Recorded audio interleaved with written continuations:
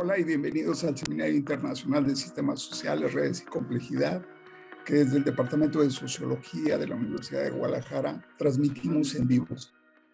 Hoy nos da nuevamente un gran gusto contar con la valiosa presencia de la doctora Tania Galaviz Armenta.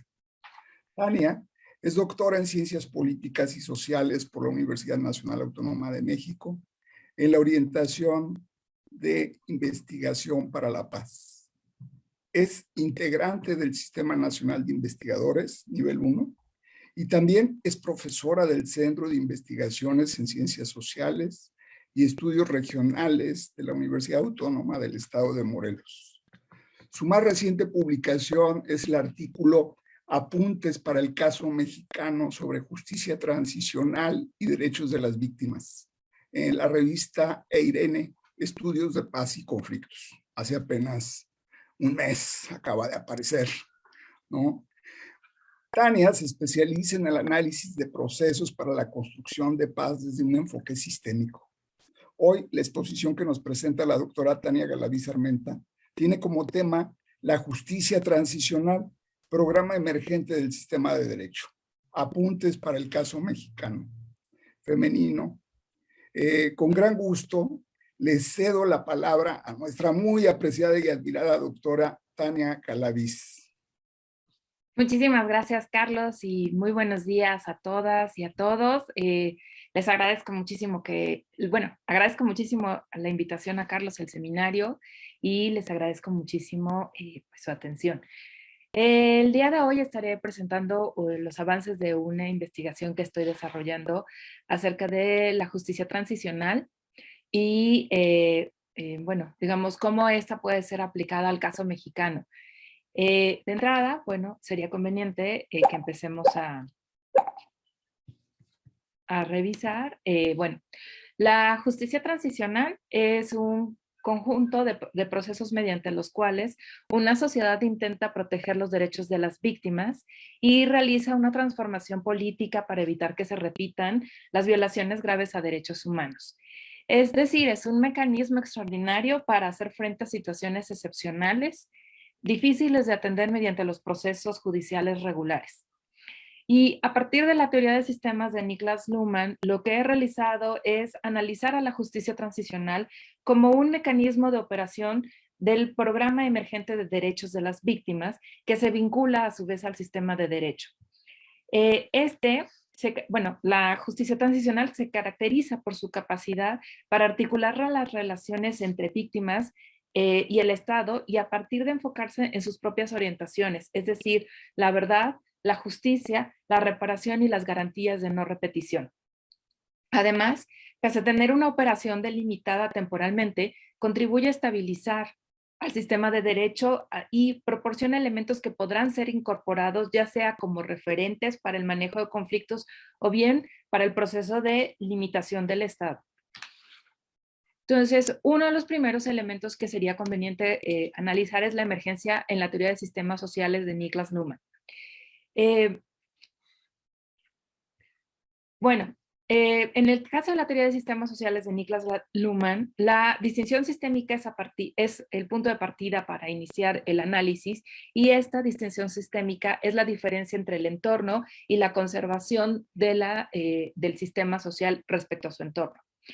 Los elementos que le permiten emerger al sistema social mediante sus propiedades autónomas que adquieren complejidad en su operación al generar una variación en sus estructuras mediante la selección de motivaciones y les permite realizar un proceso evolutivo. ¿Qué quiere decir esto? El sistema emerge del entorno a partir de una diferenciación funcional, es decir, a partir de la respuesta a una necesidad que puede tener para atender las irritaciones del entorno. Va generando elementos que van emergiendo y lo van, digamos, constituyendo como sistema y le van permitiendo atender estas irritaciones del entorno y al mismo tiempo estar constituyéndose y generando su proceso autopoyético para continuar su proceso de diferenciación frente al entorno. Entonces, es la función que les permite emerger del sistema social a cada uno de los subsistemas. Y de acuerdo a Luhmann, la emergencia a nivel sistémico debe presentar propiedades como la capacidad relacional, permítanme cambiarlo un poco. Listo. La capacidad relacional, que es entendida como mecanismos para orientar las relaciones. Su capacidad agregacional, que es cómo se generan las dinámicas propias de cada sistema. La capacidad de constricción y condicionamiento, es decir, cómo operan mediante la limitación de posibilidades. Y además, estos niveles emergentes se caracterizan por ser operativamente clausurados, es decir, procesan sus temas en base a sus propias distinciones. Cognitivamente abiertos, esto es, observan el entorno de acuerdo a los criterios de relevancia internos al propio sistema y no son reductibles a otros sistemas, pero son vinculados a ellos por medio de mecanismos de acoplamiento estructural. Por ejemplo, el Estado es el resultado del acoplamiento estructural entre el sistema de derecho y el sistema político, y el cual se constituye, el Estado, como un mecanismo inmunitario para el sistema social, porque anticipa la aparición de conflictos al interior del sistema. Y vamos a ver en unos momentos cómo opera cada uno de estos sistemas y cómo aporta para el funcionamiento del Estado. Bueno, entonces, como señalaba, el Estado es el resultado del acoplamiento estructural entre el sistema de derecho y el sistema político y forma parte del mecanismo inmunitario del sistema social. Y en el Estado, tanto el sistema político como el sistema de derecho mantienen su especificidad pese a la adaptación permanente que implica mantener dicho acoplamiento. De esta manera, su operación se convierte en la coordinación de acciones políticas y de derecho, ya que el sistema político, por ejemplo, aporta su perspectiva para la planeación e impulsa cambios en las expectativas normativas. Recordemos que existen dos tipos de expectativas, las expectativas cognitivas, que son las que vamos, digamos, adaptando nuestro comportamiento a partir del comportamiento del entorno, y las expectativas normativas, que estas no se cambian ni se adaptan conforme van, digamos, dándose las interacciones, sino que se van estableciendo, y por lo general las expectativas normativas se traducen, por ejemplo, en códigos, en leyes y en normas. Mientras que el sistema de derecho, regresando a cómo opera con el Estado, el sistema de derecho aporta límites al ejercicio del poder mediante sus propios parámetros o programas, es decir, la justicia se puede designar como consistencia en la toma de decisión, en especial aquella que implica la negociación con organizaciones provenientes de otros sistemas o bien de los roles subordinados del Estado. Por ello, el Estado requiere de los programas del sistema de derecho para establecer un parámetro que le permita funcionar de una manera adecuada y al mismo tiempo limitada. Bueno, entonces, como les comentaba, los programas en el caso del sistema de derecho, estos programas lo que tienen es ir, digamos, delimitando al Estado en la toma de decisión, y el sistema político lo que contribuye es a innovar constantemente en la toma de decisión. Podríamos tener un ejemplo como muy simple. En la actual pandemia, el sistema político impulsa a través del Estado los diversos mecanismos para atender la pandemia en los distintos países, y una vez que, digamos, el sistema, digamos, el sistema político va diciendo hay que atender esta pandemia, el Estado, el sistema de derecho, lo que hace el Estado es decirle sí, pero tienes que cumplir con todas estas normatividades. Es decir, por ejemplo, no puedes, en el caso mexicano, no puedes establecer un toque de queda a menos de que tengas que hacer una declaratoria de emergencia. Y para hacer una declaratoria de emergencia, necesitamos revisar cuál es efectivamente ese elemento que está provocando que probablemente digamos, el sistema social está en riesgo. Entonces, eso es, digamos, eso es lo que hace. Si lo traducimos a términos como mucho más simples, digamos que el sistema político a través del Estado está impulsando constantemente cómo atender al mismo sistema y a su entorno. Y por el otro lado, el Estado, el sistema de derecho, lo que hace es decirle al Estado, sí, pero calma, tenemos todo este encuadre, digamos, de leyes y de normas que tienes que cumplir y que las hemos ido acordando a lo largo del tiempo, y que si las quieres cambiar para poder tomar esta decisión, entonces primero tienes que hacer todo un procedimiento. Entonces, digamos que el sistema de derecho lo que hace es justo aportar estos límites al ejercicio del poder mediante sus propios parámetros. El Estado, como decía, como acoplamiento estructural del sistema político y de derecho, tiene como función garantizar la seguridad del territorio en donde opera, así como de las personas que lo habitan. Para ello recurre a la toma de decisión para la sanción de violaciones a las expectativas normativas de conducta, lo cual también se encuentra enmarcada en el sistema de derecho, como les había comentado. Por lo tanto, existen límites para la actuación de las personas que existen roles en el Estado. Al rebasarlos, incumplen las expectativas normativas de conducta, lo cual conduce a una saturación del sistema jurídico que probablemente lo puede tornar caótico, dado que la casualidad en su operación, o sea, digamos que pasa de la causalidad en su operación a una casualidad, y este incremento de la casualidad en la operación eventualmente va en detrimento del sistema de derecho. Digámoslo así. Sí, lo que les mencionaba es que el Estado, el sistema político a través del Estado está constantemente presionando para la toma de decisiones, para atender las irritaciones del entorno al sistema social, o bien para atender las distintas irritaciones que provengan de otros subsistemas, como puede ser el de salud, de educación, etcétera. Y el sistema de derecho lo que hace a través del Estado es ir acotando esa toma de decisión del sistema político.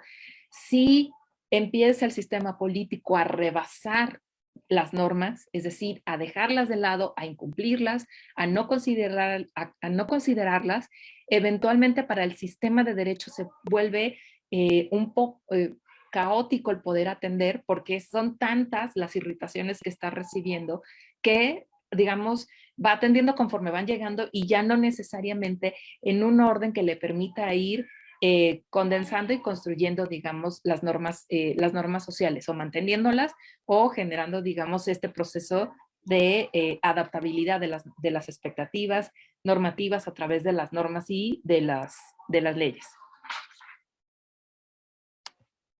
Entonces, como les comentaba, al sistema de derecho es a quien le corresponde condensar y regular las expectativas normativas de comportamiento, en especial aquellas que se han cristalizado en leyes, códigos, reglamentos, etc. Para ello crea motivaciones como el deber ser, es decir, genera posibilidades de comportamiento que de otra manera no existirían, basadas en la codificación con derecho, sin derecho. Y también establece la sanción en caso de optar por aquello que socialmente no se considere permitido, sino se considere una transgresión a este código con derecho, sin derecho. El sistema de derecho ha generado una serie de programas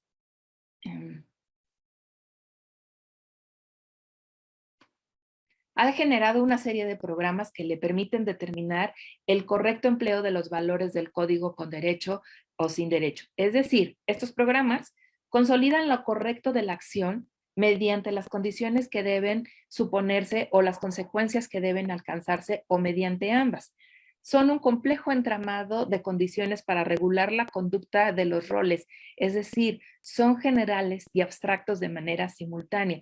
Por eso, por ejemplo, cuando nos enfrentamos de primera vuelta a, por ejemplo, la constitución política de cualquiera de nuestros países, puede ser bastante difícil, y sobre todo si no tenemos una formación en un rol como abogado o abogadas, porque él está codificado de tal manera que se vuelve general y abstracta para que todos aprendamos a movernos, digamos, dentro de este parámetro que establece la Constitución, y que eventualmente dé cabida a nuevos comportamientos que puedan ser regulados y no condicionados desde un inicio. Es decir, en muchas de las ocasiones las leyes pueden ser abstractas en el sentido de que no regulan. Por ejemplo, hoy solamente, los sábados todas las personas debemos de vestirnos con color blanco. No lo regulan de esta manera porque, digamos, eventualmente si surgiera otro color o surgiera una negativa, tendría que empezar a buscar las maneras de ir negociándolo o de ir acotándolo. Bueno, los programas se dividen en dos tipos. Por un lado están los condicionales, es decir, que estipulan las circunstancias que detonan una conducta a partir de los esquemas sí, entonces y los programas de sentido, que proporcionan ayuda para determinar los efectos o consecuencias de la acción esperada. En el caso del sistema de derecho, les mencionaba, la Constitución se convierte en un programa condicional que establece la validez de nuevas leyes siempre y cuando éstas no la contravengan.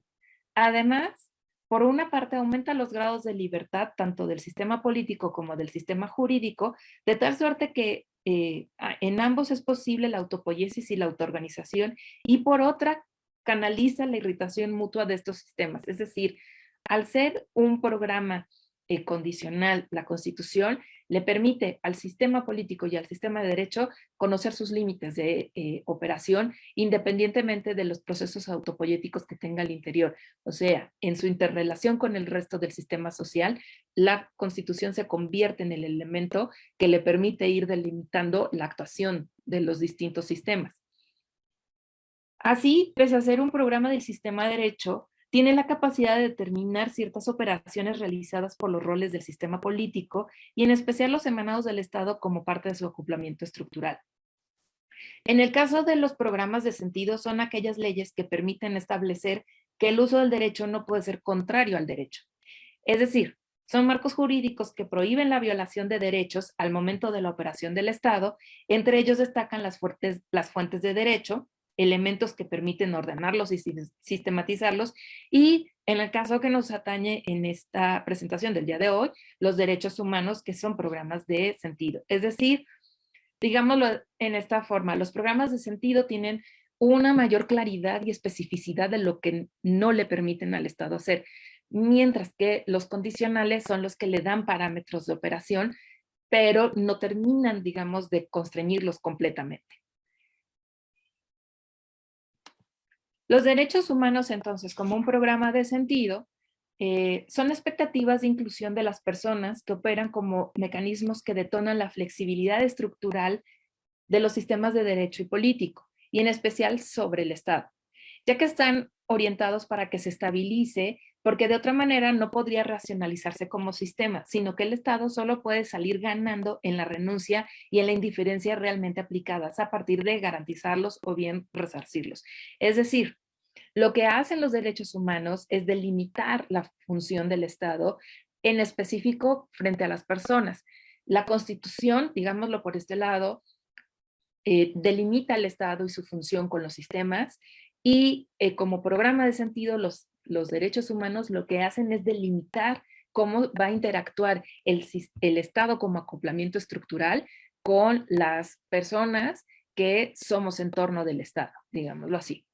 Ahora bien, los derechos humanos operan de manera simultánea en las interacciones intra como intersistémicas. Es decir, son expectativas normativas que delimita el Estado, como ya habíamos mencionado, y también las relaciones entre sistemas referidos de manera territorial, es decir, hacia el interior del Estado, digamos, hacia el interior del sistema social. Al momento de la creación de sistemas internacionales de derechos humanos, entonces se vuelve una delimitación entre distintos sistemas sociales. Y esto último, como resultado, da la tendencia para exigir su respeto y ampliar sus contenidos de manera universal. Es decir, digamos, van ampliándose de tal manera que se van generalizando pese a las especificidades de cada uno de los sistemas sociales, y cada sistema social al momento de ratificar los derechos humanos, de firmar protocolos, de firmar acuerdos internacionales, etcétera, lo que hace es apropiarse o adoptar esa convencionalidad internacional, y por lo tanto vuelve a ajustar la operación del Estado a partir de esta delimitación de programa de sentido que son los derechos humanos. De esta manera, su distinción como normas legítimas no solo parte del cumplimiento de las reglas de supresión, es decir, las reglas en las que el Estado sabe lo que no debe de hacer, no debe matar, no debe, digamos, no debe detener a las personas sin una orden de aprehensión, no debe de coartar la libertad de expresión, no debe, digamos, por eso es que se llaman de supresión, sino también de su aceptación internacional, que se puede tornar en una irritación hacia aquellos estados que no los respeten o consideren. Por ejemplo, uno de los mecanismos internacionales que existe para estar evaluando de manera constante el cumplimiento y protección de los derechos humanos es el mecanismo de la ONU para la revisión, las revisiones periódicas de los sistemas de cada uno de los sistemas sociales respecto al cumplimiento de los derechos humanos. Y en esas revisiones periódicas, a muchos de los países, por ejemplo, a México no le ha ido tan bien, porque en esta parte de la supresión, es decir, de los no que el Estado tiene respecto a la población, el Estado mexicano incumple muchísimos de los derechos humanos que nosotros tenemos. Si bien los derechos humanos son aplicables a todas las personas, no importando el rol o roles mediante los cuales operen en la sociedad, al establecer un límite al Estado, también lo hace con las personas que realicen roles de funcionarios, quienes deben evitar comunicaciones excluyentes, ya sea de incumplimiento o de falta de protección de los derechos humanos, de las expectativas de inclusión del resto de las personas. O en casos extremos, como en el de México, crean condiciones de macrocriminalidad, que veremos un poco más adelante este concepto, y graves violaciones a los derechos humanos. Respecto a las graves violaciones a los derechos humanos, es un concepto que existe en discusión en esta materia, porque su existencia implicaría que existen, digamos, una jerarquía en los derechos humanos y por ende puede generar una diferenciación en su importancia para protección, garantía y sobre todo para establecer la forma de reparación del daño. Por ello, el uso de dicho término se refiere a procesos o situaciones que marcan una pauta de conductas que se caracterizan por 4 elementos: cantidad o magnitud, es decir, no solo es cuántas personas han sido afectadas, sino la magnitud de la afectación de estas personas. La periodicidad, es decir, si el periodo, cuánto tiempo fue, si fue por un periodo corto de años, pero con una magnitud impresionante, o bien fue una magnitud un poco más moderada, pero por un periodo amplio. La planeación en la perpetuación, es decir, la sistematicidad, el nivel de vulnerabilidad de las víctimas, el impacto social que crea estas graves violaciones a los derechos humanos. Es decir, las violaciones graves a los derechos humanos se caracterizan por su masividad en un periodo temporal específico y con un alto impacto social. Entre ellos destacan la desaparición forzada, las ejecuciones extrajudiciales, la tortura física que incluye la violación sexual y la tortura psicológica y las masacres. Son graves violaciones porque se caracterizan por su forma múltiple, es decir, se violan distintos derechos humanos de manera simultánea al momento digamos, de su ejecución. Son complejos y es continuada esta violación a los derechos humanos. Además, se les considera graves debido a que las personas involucradas en su planeación y ejecución suelen cumplir roles en el Estado, lo cual implica que el Estado, rebasa sus límites conduciendo al sistema jurídico a una entropía, es decir, lo que conduce a una situación de saturación del sistema jurídico y lo torna caótico, dado que la causalidad de su operación se incrementa, la casualidad de su operación se incrementa en detrimento de la causalidad de la misma. Es decir, el sistema de derecho deja de operar a través de la causa y efecto y empieza a tornarse caótico porque requiere de estar atendiendo todas y cada una de las decisiones que ha tomado el sistema político. Por ello, las graves violaciones a los derechos humanos son un abandono a la dignidad humana y la existencia de sistemas internacionales de justicia puede atemperar dicha entropía al orientar hacia la causalidad la operación del sistema de derecho. En el caso de México, se aplica una doble pauta para dicho ajuste. En primer lugar, están las decisiones del Sistema Interamericano de Justicia y en segundo término, la armonización constitucional en materia de derechos humanos. Bueno, por un lado, lo que había mencionado es el Sistema Interamericano de Justicia.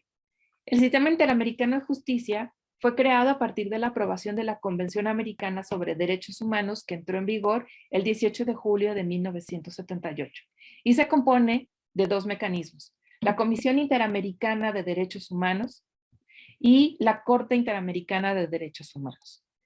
La Comisión Interamericana tiene como objetivo la observación y la defensa de los derechos humanos en los países que hayan ratificado la Convención. Para ello puede formular recomendaciones, elaborar informes especiales o por país, solicitar a los Estados miembros que adopten medidas cautelares urgentes para la protección de los derechos humanos, así como colaborar en las solicitudes de consulta y o asesoría en la materia de derechos humanos. Su actividad no es vinculante, es decir, lo que la Comisión Interamericana de Derechos Humanos determine no, digamos, no fuerza a los estados a cumplirlos. Caso contrario de las labores de la Corte Interamericana de Derechos Humanos, cuyas órdenes y sentencias deben ser acatadas por los estados, en especial en el caso del resarcimiento de los derechos humanos que se hayan violado. Y de aquí veamos, por ejemplo, un breve esbozo de las sentencias que existen de la Corte Interamericana de Derechos Humanos hacia México. El Sistema Interamericano de Justicia lo que ha hecho a partir de la Corte Interamericana es ir generando este carácter vinculante de las órdenes y de las sentencias. Y a partir de ese carácter, no hay un derecho, como señala Luhmann, ya no hay un derecho que se pueda introducir desde fuera del sistema, porque todas las comunicaciones que son procesadas jurídicamente se basan en el recurso del derecho ya existente. Y de este modo, la reproducción del derecho se garantiza. En este caso, por ejemplo, en el caso mexicano se hizo un proceso de armonización legislativa, es decir, la Constitución fue modificada para que todas las protocolos y convenciones firmadas por México se equipararan al nivel de la Constitución, es decir, como un programa, en este caso, dejaran de ser programas de sentido y se convirtieran en programas de condicionamiento y por lo tanto, ahora sí, el Estado mexicano se viera obligado a atender cada una de estas sentencias. En el caso mexicano, la Corte Interamericana ha dictado 14 sentencias. Entre ellas destacan en el 2009 el caso del campo algodonero por falta de diligencia en la investigación y justicia por los delitos de desaparición y asesinato de mujeres en Ciudad Juárez, Chihuahua. Es bien importante revisar, digamos, esta sentencia porque es la primera sentencia en la que la Corte Interamericana de Derechos Humanos señala que un Estado es responsable por la violación de derechos humanos cometida por particulares. Es decir, en el caso del campo algodonero, que es este asesinato de mujeres en Ciudad Juárez, tortura y violaciones sexuales, como el Estado mexicano no ha cumplido su función de investigar y digamos, otorgar justicia a las víctimas, entonces en la Corte Interamericana lo encuentra culpable por la falta de diligencia en la investigación. Entonces, esa es la importancia de ese caso. En ese mismo año, el caso Rosendo Radilla Pacheco por desaparición forzada, esa sentencia marca una pauta en el caso mexicano porque es la primera vez que a nivel internacional se obliga al Estado mexicano a reconocer la grave violación a derechos humanos que implica la desaparición forzada.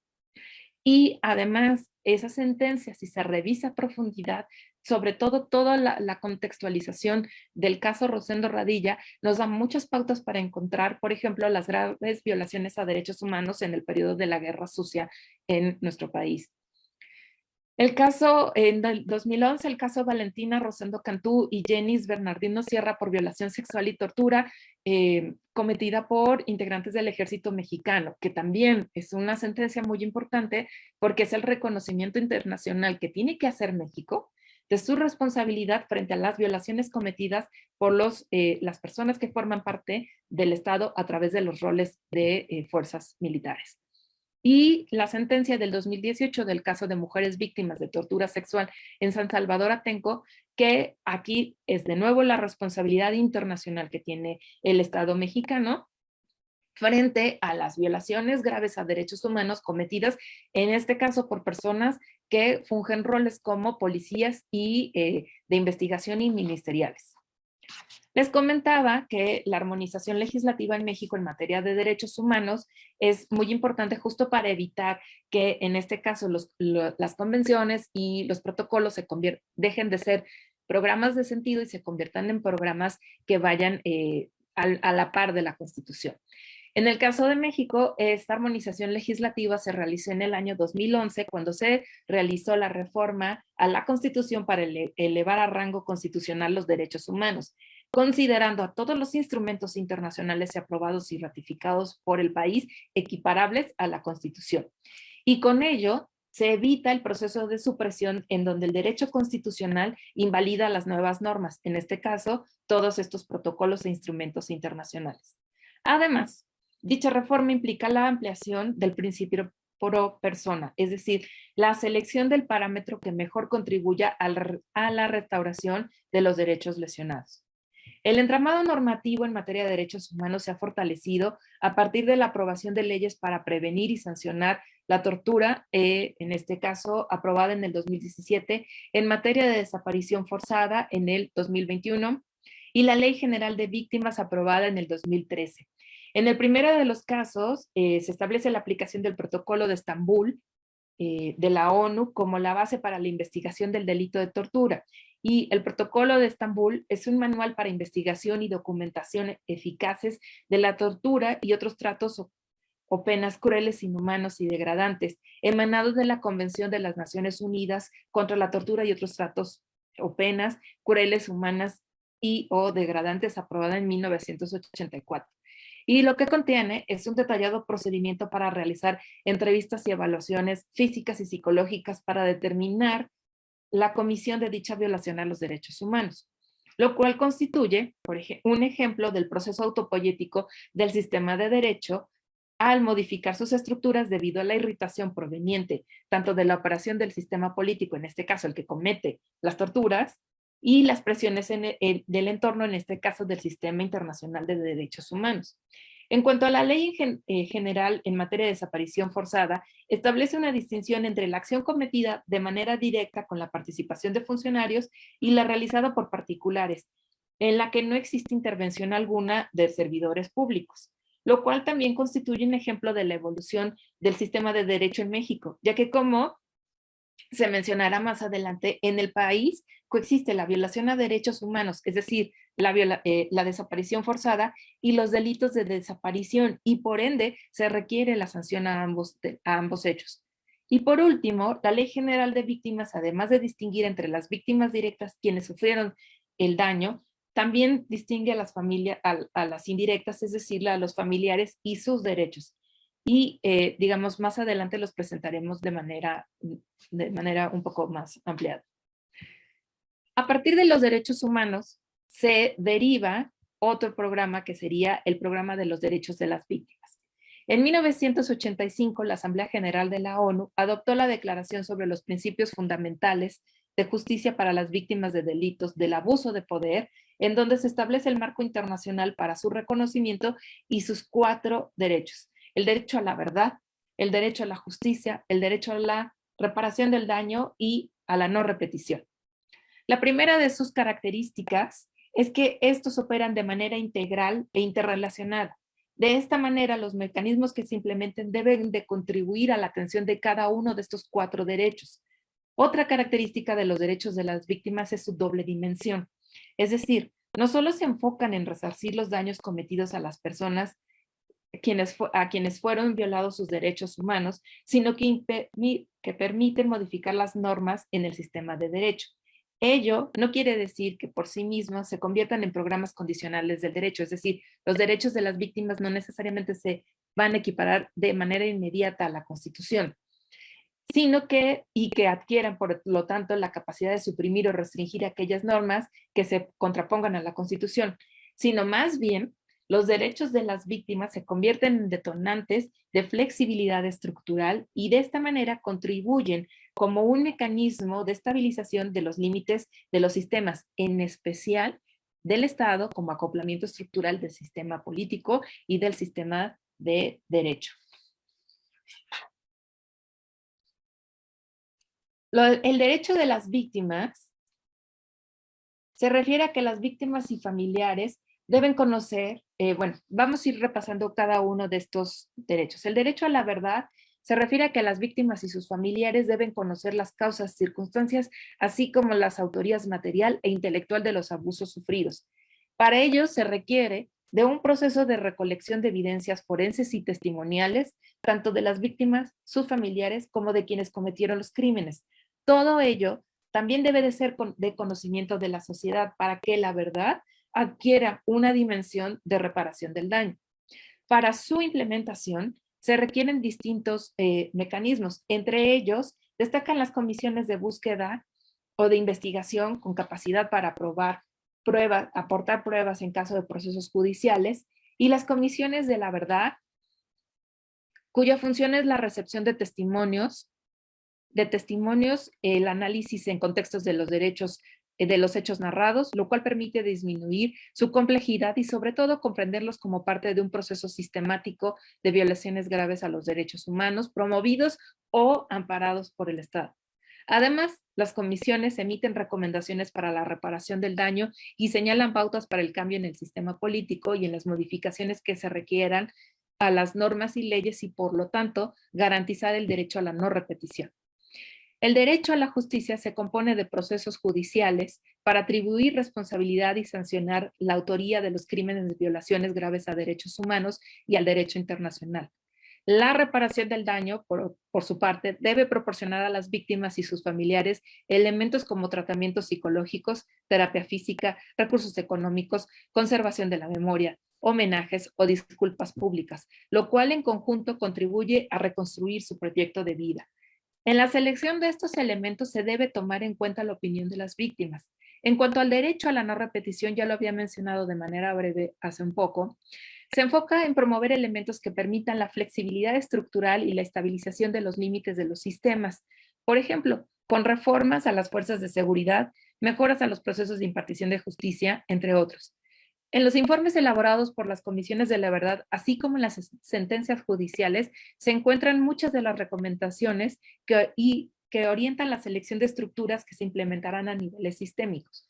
Los 4 derechos de las víctimas, a su vez, son la base y el núcleo de la justicia transicional, la cual emerge como parte del programa del sistema de derecho con el objetivo de contribuir a su estabilización al determinar las circunstancias para la correcta aplicación del código con derecho, sin derecho.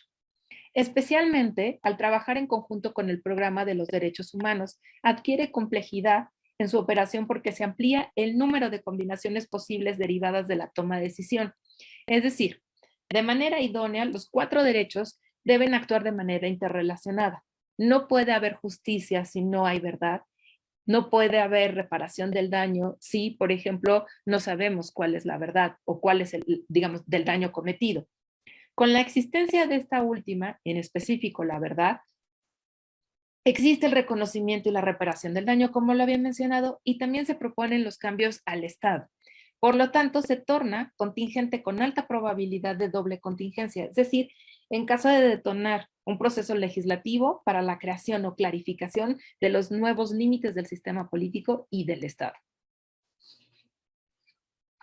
Como les había mencionado, la justicia transicional es un conjunto de procesos mediante los cuales se intenta proteger los derechos de las víctimas y de manera simultánea promueve un cambio en el Estado para evitar que se repitan las condiciones que permitieron las violaciones graves a los derechos humanos. De esta manera se convierte en la parte operativa del programa emergente para hacer frente a situaciones excepcionales, ya que no es posible atender mediante la operación regular del sistema de derecho debido al alto nivel de entropía en el que se encuentra debido a la cantidad y magnitud de los derechos humanos violentados. La justicia, para su estudio de la justicia transicional, Ruti G. Teitel propone una genealogía que se compone de 3 fases. La primera fase de la justicia transicional propuesta por Teitel es entre 1945 y 1947 y se inicia al término de la Segunda Guerra Mundial con el desarrollo de los juicios de Nuremberg y de Tokio para sancionar a dirigentes, funcionarios y colaboradores de la Alemania nazi, del gobierno de Japón, por los diferentes crímenes de guerra contra la humanidad y contra la paz. El entramado normativo para el desarrollo de estos procesos permitió sentar las bases de la justicia transicional, así como del derecho penal internacional, y su aplicación tanto a los estados como de manera individual. Uno de los elementos que destacan es la creación del Derecho Internacional de los Derechos Humanos, inicialmente integrado por la Declaración Universal de los Derechos Humanos, los Convenios de Ginebra y sus protocolos adicionales. La segunda fase de la justicia transicional coincide con la tercera ola de democratización, es decir, con el fin de los regímenes autoritarios en diversos países, particularmente en América Latina, al final del siglo XX pasado, y se caracterizó por el término de las dictaduras militares en el Cono Sur y las guerras en Centroamérica, cuyos procesos de transición hacia la democracia impulsaron procedimientos de verdad y justicia para las víctimas de las graves violaciones a los derechos humanos. En este periodo se generaliza el término transicional, porque se le consideraba este tipo de procesos jurídicos únicamente que se inician a partir del cambio político. En esta fase predomina el modelo restaurativo en el que emergen y adquieren centralidad las comisiones de la verdad, que se enfocan en ofrecer una perspectiva histórica de las graves violaciones a derechos humanos. En especial profundizan en la complejidad de los abusos y a violaciones graves a los derechos humanos, con el objetivo de identificar los patrones reiterados y permitidos por el Estado e impulsados por el sistema político. Por ello, en los mecanismos desarrollados en Argentina, Chile, Guatemala, Perú, El Salvador, las víctimas adquirieron centralidad, en especial al fortalecer el derecho a la memoria como parte del derecho a la verdad. De esta manera se privilegió la creación y operación de comisiones de la verdad, cuyos informes públicos permitieron conocer la falta de límites al Estado y la parálisis del sistema de derecho en cada uno de estos países. En el mismo periodo en el que están todas estas comisiones de la verdad en América Latina, la Asamblea General de la ONU aprobó la integración de una comisión para elaborar la propuesta de una Corte Penal Internacional para juzgar crímenes contra la paz y violaciones al derecho internacional de los derechos humanos.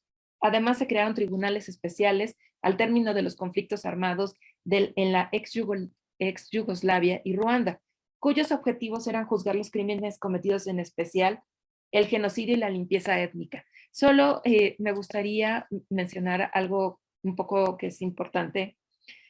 Digamos que en el caso de América Latina, la justicia transicional pone a las víctimas en el centro, y es la palabra de las víctimas y es el sentir de las víctimas lo que toma sentido para la justicia transicional. Mientras que en la primera fase de la justicia transicional, lo que importa es juzgar a los criminales, y lo que las víctimas pudieran o no aportar no implicaba mayor diferencia respecto a el tratamiento, digamos, a los criminales. Y si lo vemos un poco, como se estaba planteando, la Corte Penal Internacional iba en la lógica de la primera fase y no necesariamente en la lógica de esta segunda fase. En la segunda fase, por ejemplo, les mencionaba que las comisiones de la verdad son las que toman mayor relevancia, sobre todo en América Latina, y se pueden consultar en la red. Existen todavía varios de estos documentos con acceso en la red, los distintos informes que estas comisiones de la verdad lanzan.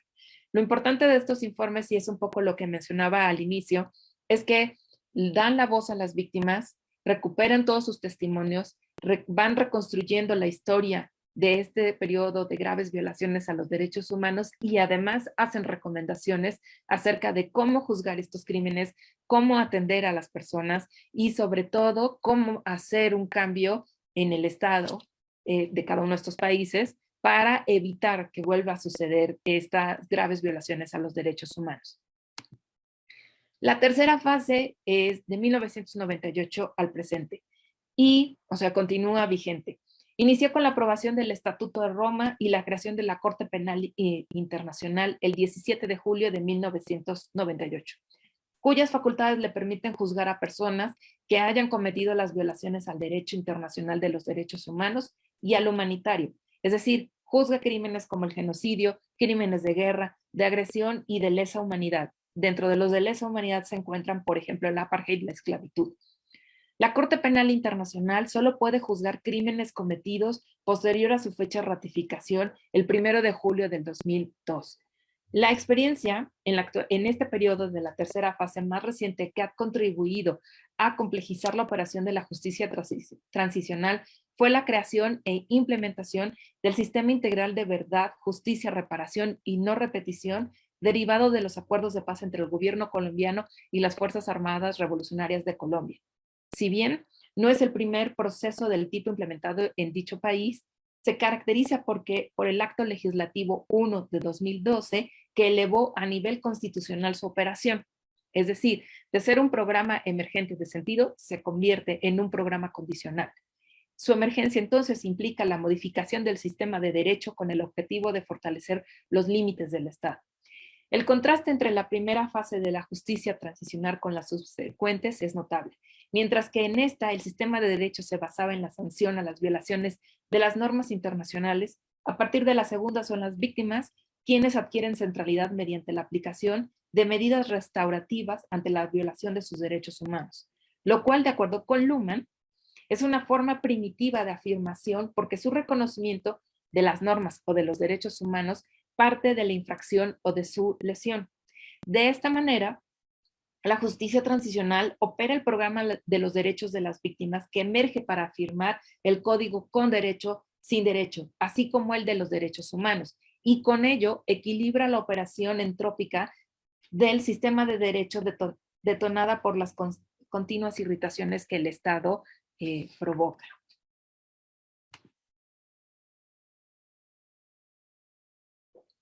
En México, las graves violaciones a derechos humanos se han presentado en 3 grandes ciclos, los cuales, pese a tener un corte temporal, presentan elementos que los enlazan, dando origen a una continuidad de violencias.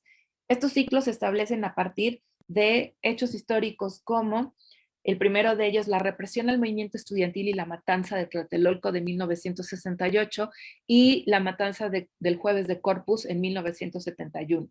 El segundo ciclo se encuentra la guerra sucia en contra de los movimientos políticos de oposición durante la década de los 60 y de los 70s y 80s del siglo XX. Y por último, el inicio de la estrategia de seguridad para el combate a las drogas implementada por el gobierno de Felipe Calderón Hinojosa en el periodo del 2006 al 2012, pero que continúa hasta el presente pese a que ya no se denomine de esta manera, porque las graves violaciones a los derechos humanos continúan. No existen registros oficiales del número real de víctimas de los primeros 2 ciclos de violaciones graves a los derechos humanos en México. Algunos organismos y organizaciones de la sociedad civil han realizado un proceso de documentación de casos de manera independiente. Por ejemplo, respecto a la desaparición forzada, la Comisión Nacional de los Derechos Humanos ha conocido más de 500 casos, aunque organizaciones civiles como la Asociación de Familiares de Detenidos Desaparecidos y Víctimas de Violaciones a los Derechos Humanos en México estiman que en el periodo cerca de 1,200 personas fueron desaparecidas. Otro elemento por destacar es la ubicación geográfica de los casos, ya que de acuerdo con la recomendación 021 del 2001 de la Comisión Nacional de Derechos Humanos, casi el 60% de las desapariciones forzadas y violaciones a los derechos humanos ocurrieron en zonas rurales del país, lo cual incrementa las posibles cifras negras por una falta de denuncia, ya sea por intimidación o por falta de confianza a las autoridades. Asimismo, destaca el delito de tortura física, sexual y psicológica a las personas que fueron detenidas por cualquiera de las corporaciones, ya sean policíacas o militares, involucradas en estas acciones. Esta variación en las cifras dificulta el cumplimiento de los derechos de las víctimas en estos 2 primeros ciclos de violaciones graves a los derechos humanos. En el periodo actual de violaciones graves a los derechos humanos, en el más reciente informe de la Comisión Nacional de Búsqueda, publicado el pasado 30 de junio de 2021, en estos meses estará saliendo la actualización, las cifras no son nada favorables. Entre el 15 de marzo de 1964 y el 30 de junio del 2021, el Registro Nacional de Personas Desaparecidas y No Localizadas es de 89,488 personas. En contraste, los colectivos de víctimas y familiares de desaparecidos señalan que debido a la cifra negra, el número podría incrementarse a más de 93,000 desaparecidos. Solo me gustaría que lo pensáramos de esta manera. Estamos hablando que si ponemos a las víctimas de desaparición forzada y desaparición cometida por particulares, más la afectación a sus familias, el número de víctimas por desaparición en nuestro país equivaldría casi al 1% de la población en nuestro país. Es una cifra exorbitante, aunque estemos hablando que nuestro país sea de más de 120 millones de habitantes, pero o sea, que el 1% de la población esté en situación de víctima es algo que hay que destacar. Tan solo en lo que va del presente sexenio 2018, 2021, la cifra es de 21.546 personas desaparecidas. En este mismo periodo, se han localizado 1.749 fosas clandestinas a lo largo del territorio nacional, en las cuales se han recuperado más de 3.000 cuerpos. Sin embargo, tan solo se han identificado el 38.11% y entregado el 21.17%. Aquí estamos hablando de la responsabilidad del Estado mexicano violando los derechos a la identidad de las personas, violando los derechos de las familias, derechos culturales de las familias a la cultura y además los otros tipos de violaciones a derechos. En este año 2021, en especial, el gobierno federal hizo el reconocimiento público de la existencia de un sitio de exterminio que se caracteriza por la presencia de fosas clandestinas, contenedores para incinerar cuerpos, campamentos, áreas de confinamiento y restos de las víctimas que se denomina la Bartolina. Este centro está ubicado en la ciudad de Matamoros, Tamaulipas. Fue descubierto en el año 2017 por colectivos de buscadoras y familiares de desaparecidos del estado. Testimonio de Rosa García, integrante de uno de los colectivos. No me acuerdo muy bien cómo fue, pero supongo que me dieron un punto. Buscamos por allí y encontramos algo. Restos, partículas, piezas dentales. Yo dije, esto no es animal, es humano. Y me puse a caminar. Vi un laguito y me llamó la atención. Vi cosas raras en la superficie como partes humanas, puro triturado, fragmentos a simple vista. El reconocimiento oficial del campo de exterminio La Bartolina fue hasta el presente año, fue hasta el año pasado 2021, cuando la Comisión Nacional de Búsqueda anunció la recuperación de 500 kilos de restos óseos calcinados. Las fotografías que vemos en pantalla son de la Comisión Nacional de Búsqueda y sobre todo en la parte de abajo, donde se ve esta mesa azul, todos esos son restos humanos que los están recuperando y los tienen que empezar a clasificar para ver la posibilidad de recuperar muestras de ADN. Si bien la Fiscalía General de la República ha realizado acciones para recuperar restos óseos desde 2017 en ese centro de exterminio, solo ha reconocido la existencia de 67 cuerpos en total, y cifra que difiere con la señalada por la Comisión y por los colectivos de búsqueda. Es decir, 67 cuerpos no pueden ser media tonelada de restos óseos calcinados recuperados. Este comportamiento de la Fiscalía da cuenta de una de las dimensiones del daño provocado por el delito de desaparición. Macrocriminalidad, que era lo que les había mencionado. La macrocriminalidad se identifica como las formas de destrucción organizada y sistemática promovida y fortalecida por el Estado. Una característica del actual ciclo de violencia es que los actores que realizan las violaciones graves a los derechos humanos no solo son funcionarios, sino también integrantes de los grupos delincuenciales, quienes actúan en un contexto de macrocriminalidad, la cual se caracteriza porque los agentes estatales tienen un rol activo en los crímenes, ya sea de forma directa o al crear las condiciones para que los grupos ilegales se conduzcan con impunidad. Ello no solo es resultado de actos de corrupción, sino también en la indolencia e inactividad que afecta el desarrollo de las investigaciones de los delitos. Así, la comisión orden de no realizar u omisión no sanción pareciese una apuesta para que estos delitos prescriban o bien no exista el ejercicio de la acción penal, tornando al sistema de derecho en una constante entropía, alterando con ello la posibilidad de fijar límites a la operación del Estado. En medio de este contexto, la movilización de colectivos, de víctimas, familiares y organizaciones en defensa de los derechos humanos ha impulsado que se implementen diversos mecanismos que se pueden considerar como parte de un proceso de justicia transicional en México. Ello porque en alguna medida han procurado los derechos a la verdad, la justicia, la reparación al daño, así como las garantías de no repetición. Y si bien no se ha contemplado como parte de un proceso integral, forman parte de un acervo de experiencias jurídicas que han promovido un proceso autopoyético del sistema de derecho.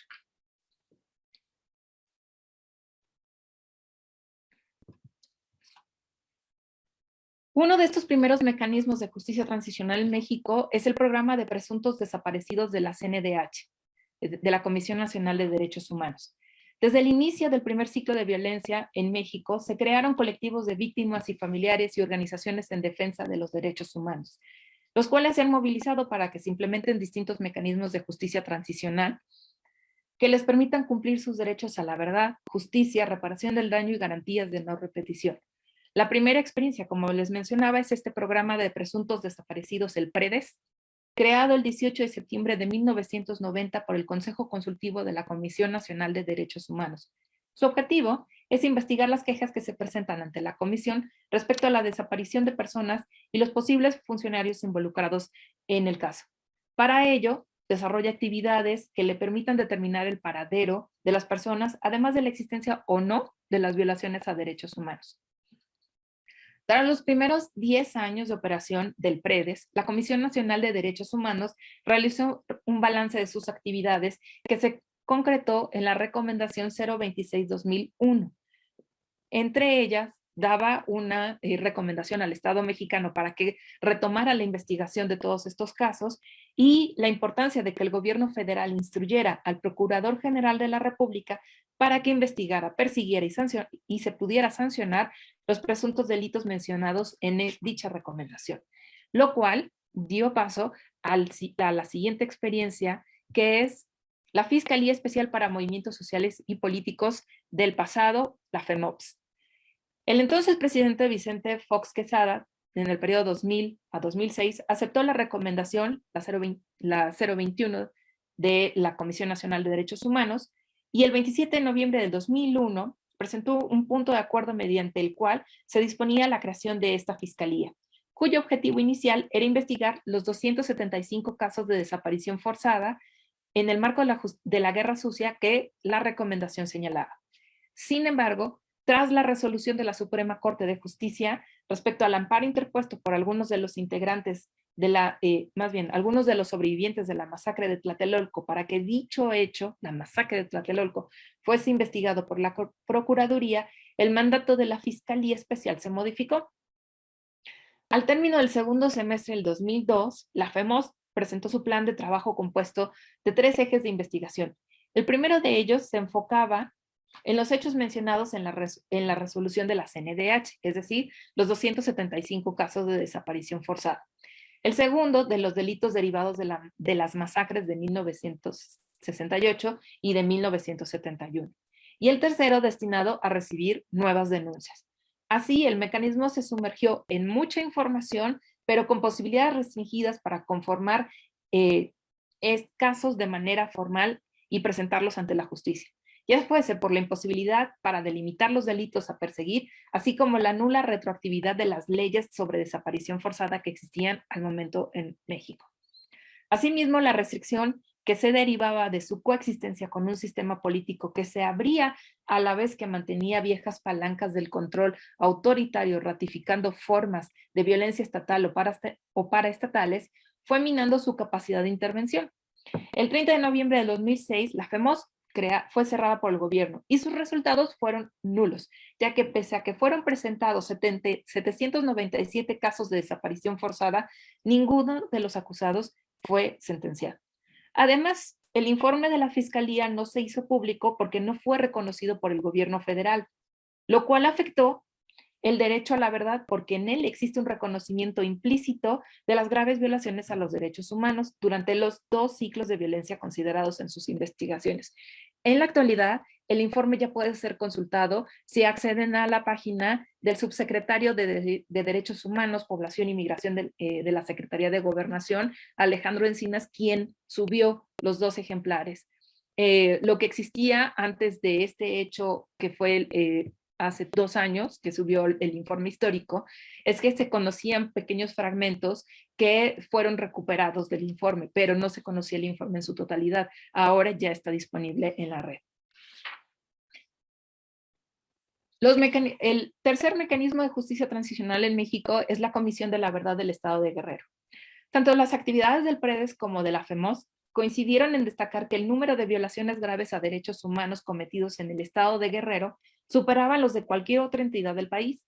Por ejemplo, en la recomendación 026-2001 de la Comisión Nacional de los Derechos Humanos, el 63% de los casos de desaparición forzada, es decir, 335, se habían cometido en dicha entidad. Por ello, en marzo del 2012 se creó la Comisión de la Verdad del Estado de Guerrero, la Converdad, con el objetivo de cumplir el derecho a la verdad mediante investigaciones que le permitieran aportar elementos históricos, sociales, políticos y jurídicos para contribuir con las labores de las autoridades competentes en la investigación de violaciones a los derechos humanos. 2 años después de su creación, la Converdad presentó su informe final que contiene los testimonios sobre las personas desaparecidas y un listado de recomendaciones al gobierno de la entidad para garantizar los derechos a la justicia, reparación del daño y a la no repetición, entre las cuales destaca el reconocimiento público del daño, cosa que no ha sucedido, indemnización a víctimas y familiares, que ha sucedido de manera parcial, la construcción de un museo de la memoria histórica no ha sucedido, entre otros. Sin embargo, fue hasta el año 2018 cuando el gobierno de Guerrero diseñó e implementó el Plan Colectivo de Reparación Integral para las Víctimas de la Guerra Sucia.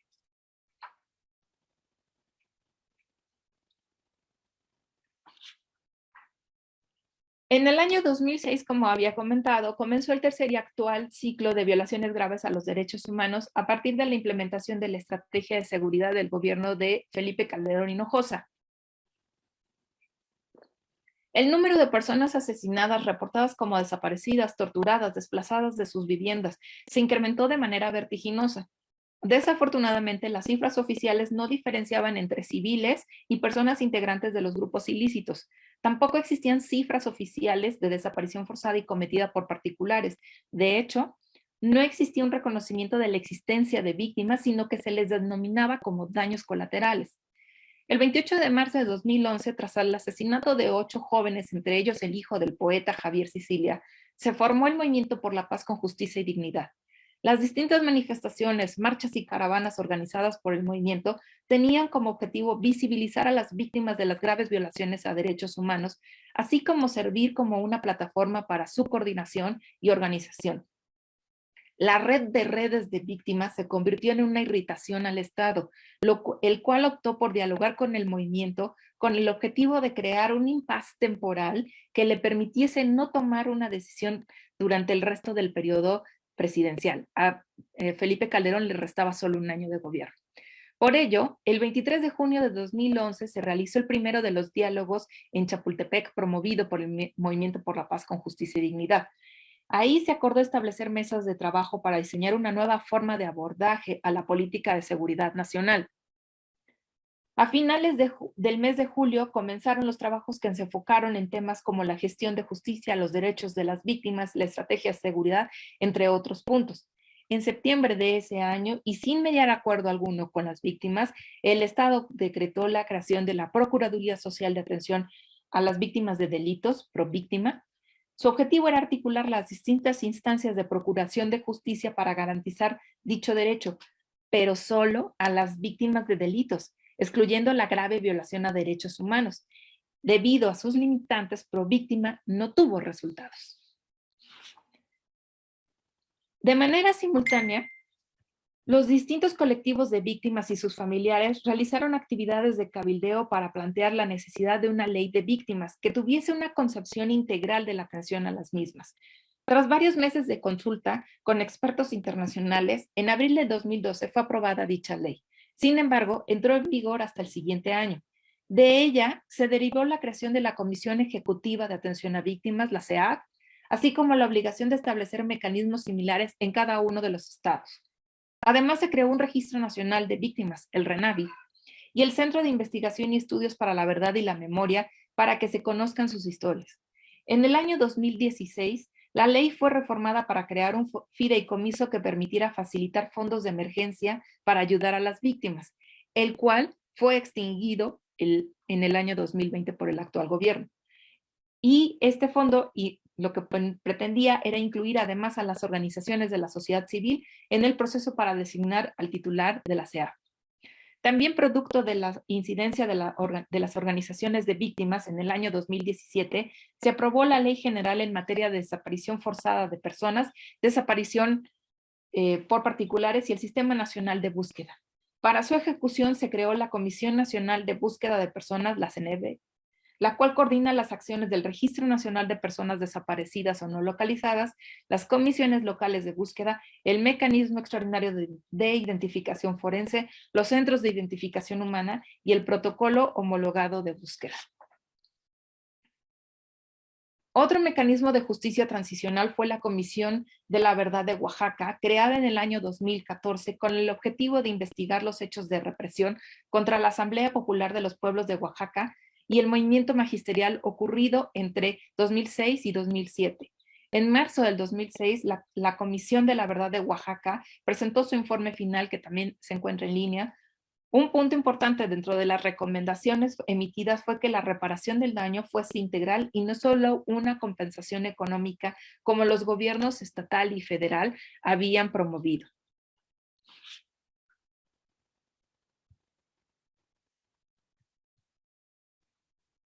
El 26 de septiembre de 2014, un suceso marcaría un nuevo punto de inflexión en el tercer ciclo de violaciones graves a los derechos humanos.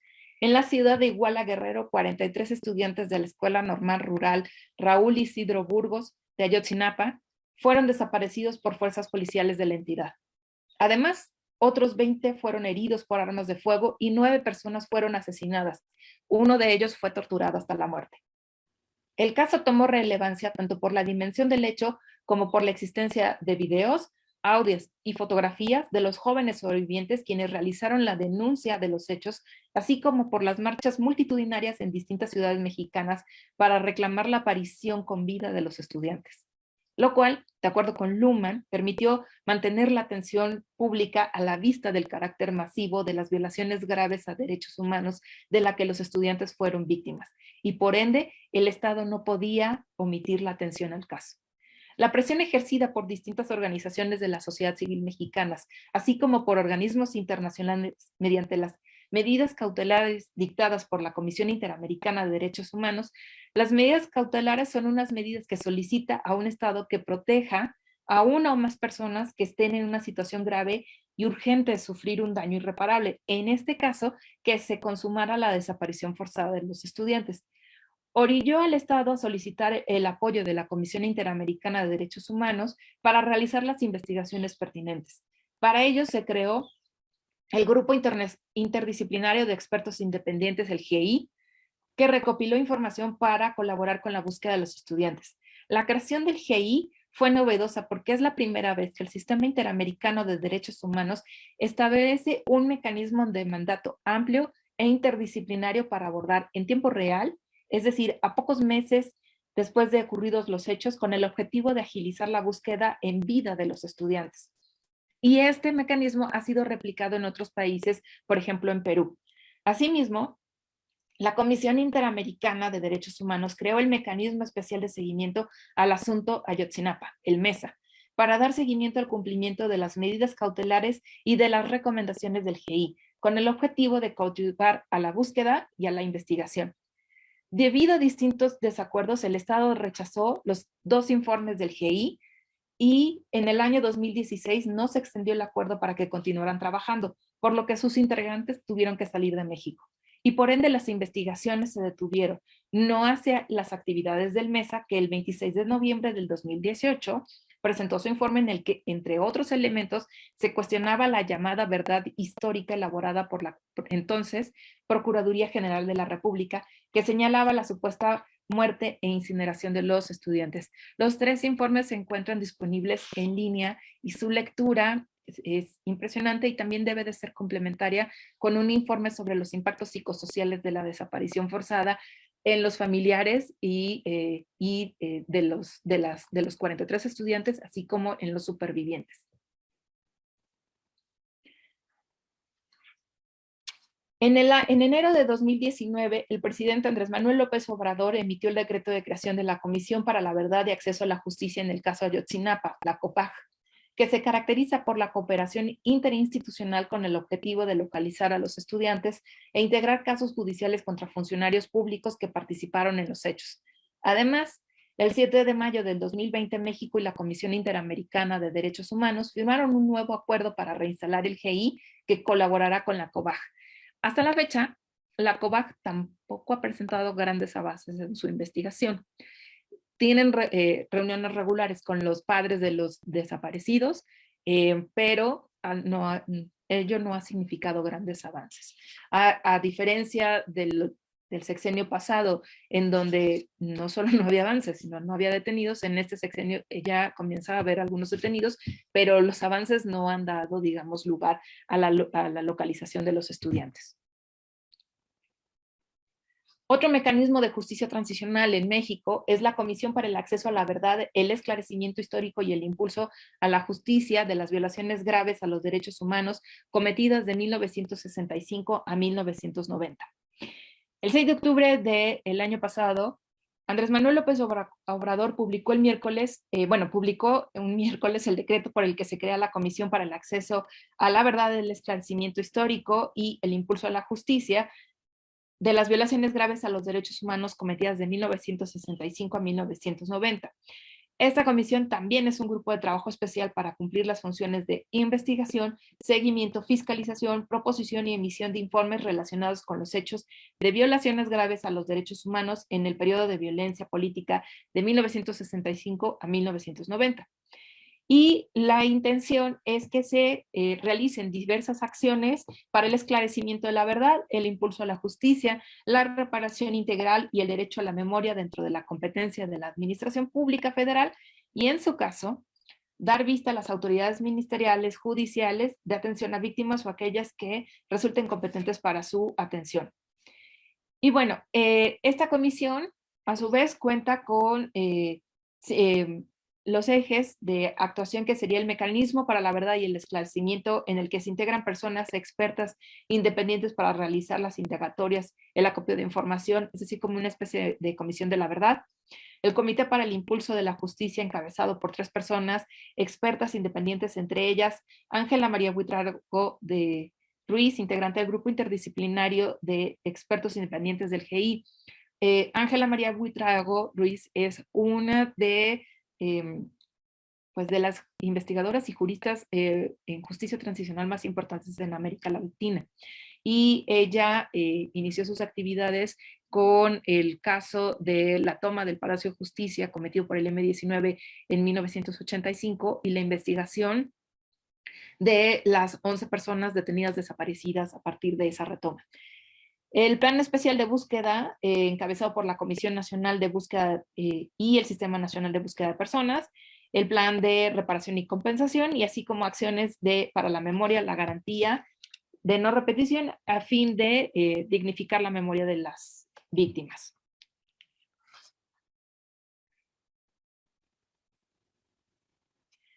Del entramado normativo en materia de derechos humanos, emergían los derechos de las víctimas y la justicia transicional como su mecanismo de operación. En las diversas experiencias internacionales, esta ha presentado cualidades emergentes, como su capacidad para orientar las relaciones entre las personas que han sido víctimas, sus victimarios y el Estado, que es su cualidad relacional. Asimismo, genera dinámicas propias como poner en el centro de su operación a las víctimas, que sería su cualidad agregacional, de constricción y condicionamiento a limitar las posibilidades en la toma de decisión, lo cual contribuye a generar sus propias distinciones como el reconocimiento de la violación a derechos humanos, los derechos a la verdad, justicia, reparación del daño y no repetición, mediante los cuales puede observar su entorno, el Estado, las personas víctimas, por mencionar algunos. Además, generar vínculos con otros sistemas. Con esta operación, la justicia transicional contribuye no solo a estabilizar al sistema de derecho, sino aporta su proceso autopoyético al generar nuevas estructuras que limiten la operación del Estado y permitan manejar posibles conflictos derivados de las graves violaciones de los derechos humanos.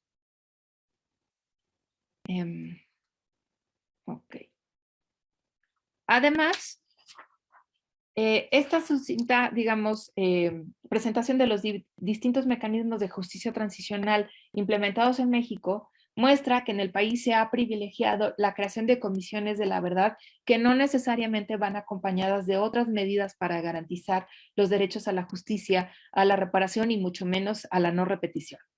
Los pocos actos de reparación del daño enfocados en un resarcimiento económico no se planificaron en conjunto con las víctimas y sus familiares, por lo que carecen de un valor simbólico. El Estado, les voy a poner solo un ejemplo. parte de la sentencia del campo algodonero de la Corte Interamericana de Justicia señalaba que debía de construirse un memorial y hacer una ceremonia de reconocimiento de culpa de parte del Estado mexicano. Ambas cosas se hicieron sin la participación de los familiares de víctimas que promovieron el caso ante la Corte. Simplemente se pueden buscar en YouTube los videos en donde las familias están manifestándose detrás de una valla metálica porque no les permitieron el acceso. Y adentro únicamente se encontraban representantes de gobierno y de algunas otras organizaciones que no entendían por qué a quienes debían de ofrecerles las disculpas no estaban presentes en el caso. Otro ejemplo fue en el caso de Rosendo Radilla Pacheco. La Corte Interamericana dice que el gobierno mexicano debía de darle un resarcimiento económico a sus hijos como víctimas y el Estado mexicano emite un cheque a nombre de Rosendo Radilla, el cual no puede ser cobrado porque Rosendo Radilla sigue en calidad de desaparecido. Entonces, digamos que el gobierno mexicano sigue sin tomar en cuenta a las víctimas. El Estado mexicano se caracteriza por obstaculizar tanto la justicia para las víctimas como la promoción del cambio institucional, es decir, se impulsan mecanismos de justicia transicional para gestionar la protesta pública, más no para equilibrar la operación de los sistemas de derecho y político. Los ciclos de graves violaciones a derechos humanos en México permiten dar cuenta de la compleja operación de los programas del sistema de derecho frente a condiciones de pérdida de límites del Estado. Esta situación afecta al mismo sistema de derecho, conduciéndole a un proceso de entropía, en tanto que la atención a dichas irritaciones se torna casual, perdiendo la causalidad. Por ello se requiere la emergencia de un programa que le permita recuperar la estabilidad de su operación. En el caso de México, en los 3 ciclos de violaciones, violaciones a los derechos humanos, elementos del Estado han propiciado la negación de la dignidad de las personas mediante allanamientos de morada, cateos ilegales, detenciones arbitrarias, torturas, desaparición forzada, ejecuciones extrajudiciales, entre otros. Estos sucesos adquieren una gravedad mayor cuando se enmarca en un contexto de macrocriminalidad, en donde los agentes estatales adquieren un rol activo al crear condiciones para la impunidad a los delitos cometidos por grupos delincuenciales. De esta manera, a la sanción al incumplimiento de las expectativas normativas se dificulta o en el peor de los casos no se puede realizar. Así, el sistema de derecho no puede responder a las irritaciones ni tampoco fijar límites a la operación del Estado. Ello impide garantizar los derechos humanos y resarcir el daño, lo cual en conjunto incrementa la incertidumbre y reduce la capacidad del sistema de derecho para absorber la inestabilidad del sistema. De ahí la importancia de los mecanismos para recuperar la estabilidad en el funcionamiento del sistema de derecho. Un primer elemento que permite atemperar esta situación es el entramado normativo internacional en materia de derechos humanos, así como los mecanismos para su operación. En este caso, la Corte Interamericana de Derechos Humanos y la Comisión Interamericana de Derechos Humanos. En especial los dos últimos, la Corte y tienen facultades vinculantes en la Corte Penal Internacional, me refiero. Respecto a las sanciones que imponen a los estados, por ejemplo, el Estado mexicano ha recibido 14 sentencias por parte de la Corte Interamericana, en especial por delitos como la desaparición forzada, tortura, violación sexual y falta de diligencia en su investigación. Sin embargo, los sistemas internacionales no pueden absorber la inestabilidad del sistema de derecho de nuestro país. Por ello, se requiere la existencia de mecanismos que contribuyan a recuperar la estabilidad y fortalecer los límites al Estado mediante un cambio normativo. En el caso de México, el Estado no solo ha obstaculizado la justicia para las víctimas, sino también las posibilidades de un cambio institucional que permite incrementar los límites de su operación. Por ello, ha ignorado de manera regular la irritación sistémica que implica la movilización de las víctimas y sus familiares. Sin embargo, debido a su presencia en medios de comunicación, así como a la apelación a los sistemas internacionales de derechos humanos, eventualmente se ha obligado al Estado mexicano a negociar con ellos la creación de mecanismos para garantizar sus derechos. Dadas las características de los distintos mecanismos de justicia transicional implementados en México, pareciera que estos fueron creados para gestionar la protesta pública y no para equilibrar la operación del sistema de derecho. Es decir, para el Estado mexicano, emprender un proceso integral de justicia transicional representa un reto que ha rehuido y con ello el cambio institucional que conlleva.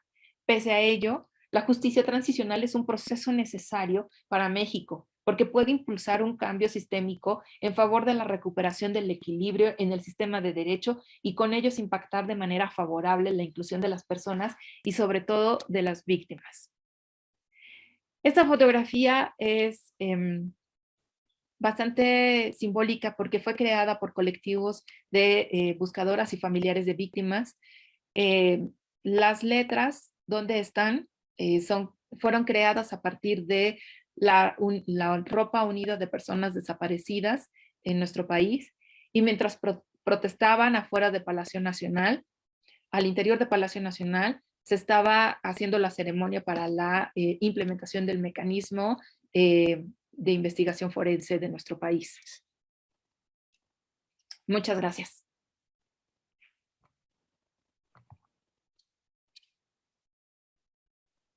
Wow.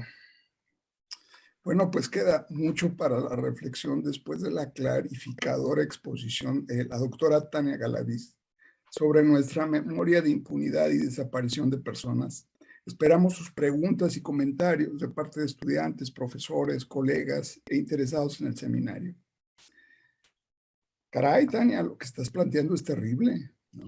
Sí, sí, la verdad es que sí. Sí, hombre, bastante fuerte.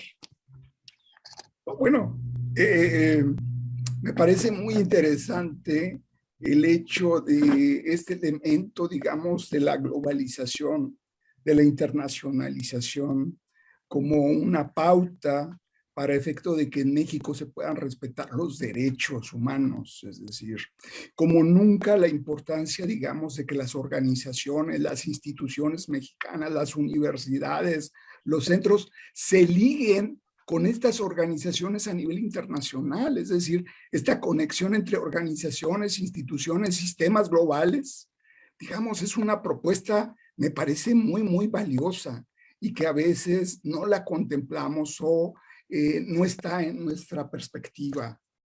Eso me parece clave, sobre todo, bueno, porque el proyecto de justicia transicional aparece con esa reforma constitucional que tú señalas del 2011, estamos a punto de cumplir los 11 años y aún no hay estos puntos de acuerdo y de conexiones nacionales e internacionales. Seguimos en nuestras burbujas locales o regionales y no expandimos procesos de globalización como toda la sociedad está presente, ¿verdad?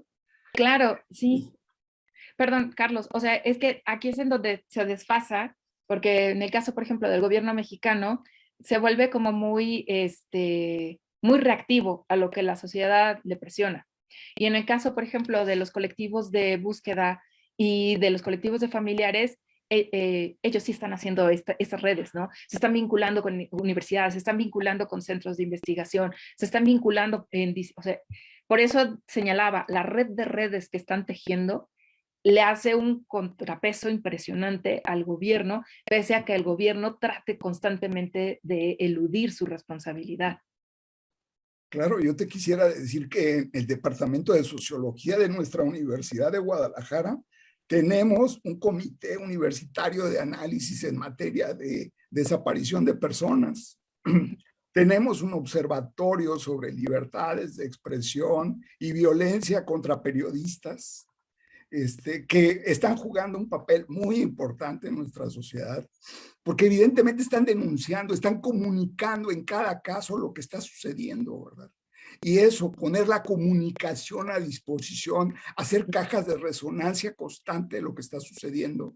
Quizás habría que cambiar la forma de notificarla, pero es excepcional la tarea que se está haciendo de parte de profesores e investigadores de esta universidad.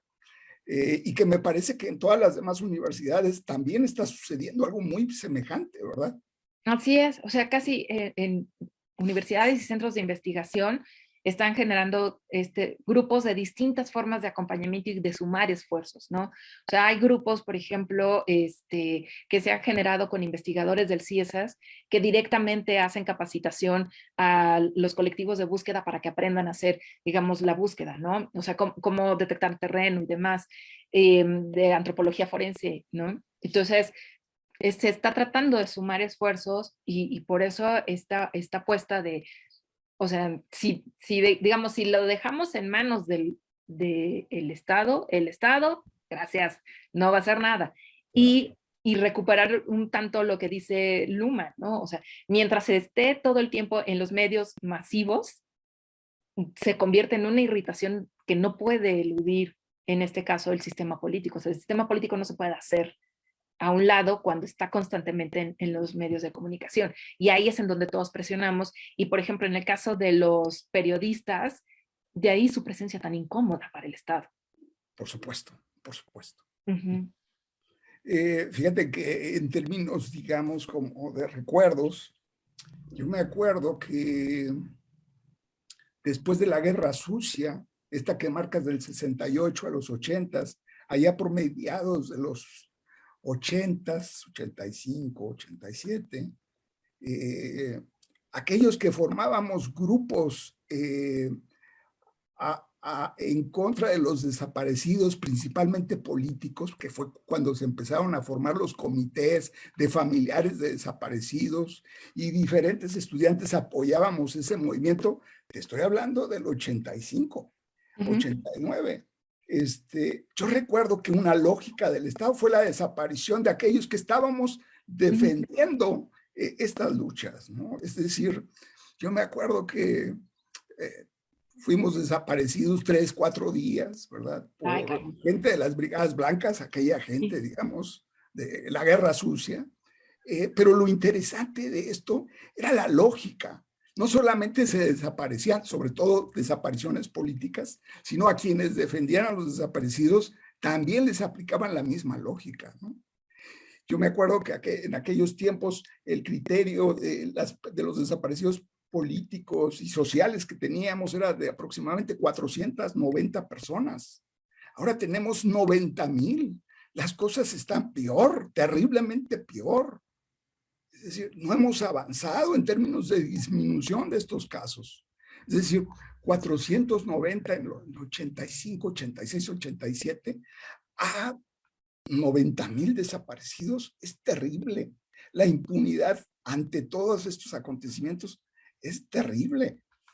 Sí, sí, así es. O sea, y algo que es indignante es que, por ejemplo, son los colectivos de buscadoras las que están haciendo el trabajo del gobierno al ir a recuperar, o sea, información para luego ir a localizar en terreno.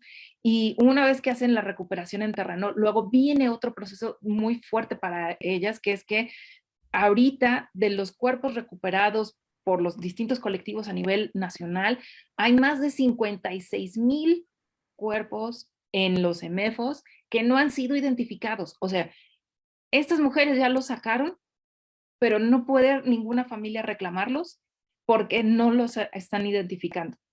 Algunos cuerpos, ellas lo denominan, salen de la tierra gritando su nombre porque traen algo que los identifique. Hay otros que no. Y aún así, o sea, esa también, por ejemplo, es una grave violación a los derechos humanos, el hecho de que el gobierno va generando esta impunidad porque no solo no los identifica, no solo no los entrega a las familias, sino que no inicia ninguna carpeta de investigación, no investiga. O sea, ahí los tiene almacenados como si no fueran personas. Por eso es este hincapié de esto es una constante eliminación de la dignidad humana, lo que está sucediendo en nuestro país. O sea, es como si para el Estado, quienes habitamos el país, no somos dignos. Y en cualquier momento estamos en el riesgo de que seamos víctimas de cualquiera de estas situaciones, ¿no? Por supuesto. Fíjate que este punto que está señalando se enmarca en lo que comentaba sobre la macrocriminalidad. Este concepto que me parece que es clave y que tú tocaste, me gustaría que lo abundaras un poco más.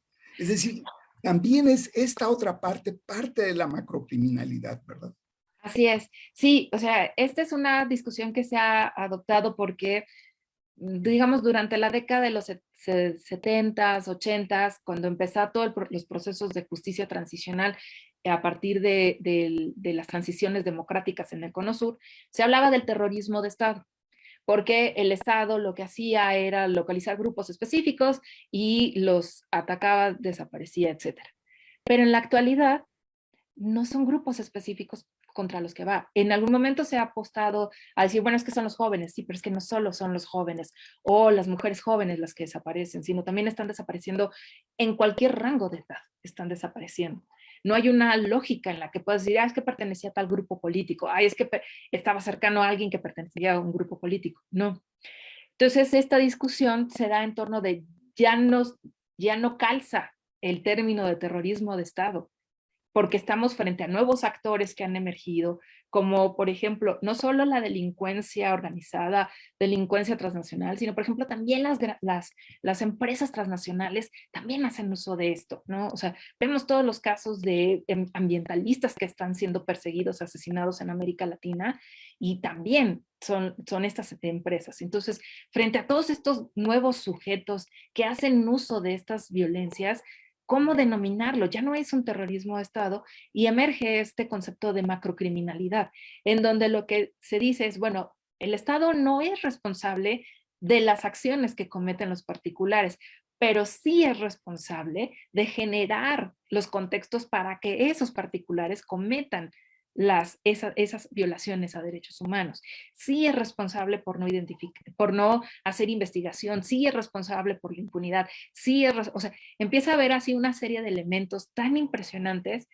Recientemente estaba leyendo todo un estudio que se está haciendo de las distintas sentencias de la Corte Interamericana en materia de impunidad, y ahí es en donde está surgiendo este concepto de macrocriminalidad, para decir, ya no estamos frente a un Estado con objetivos políticos contra su población.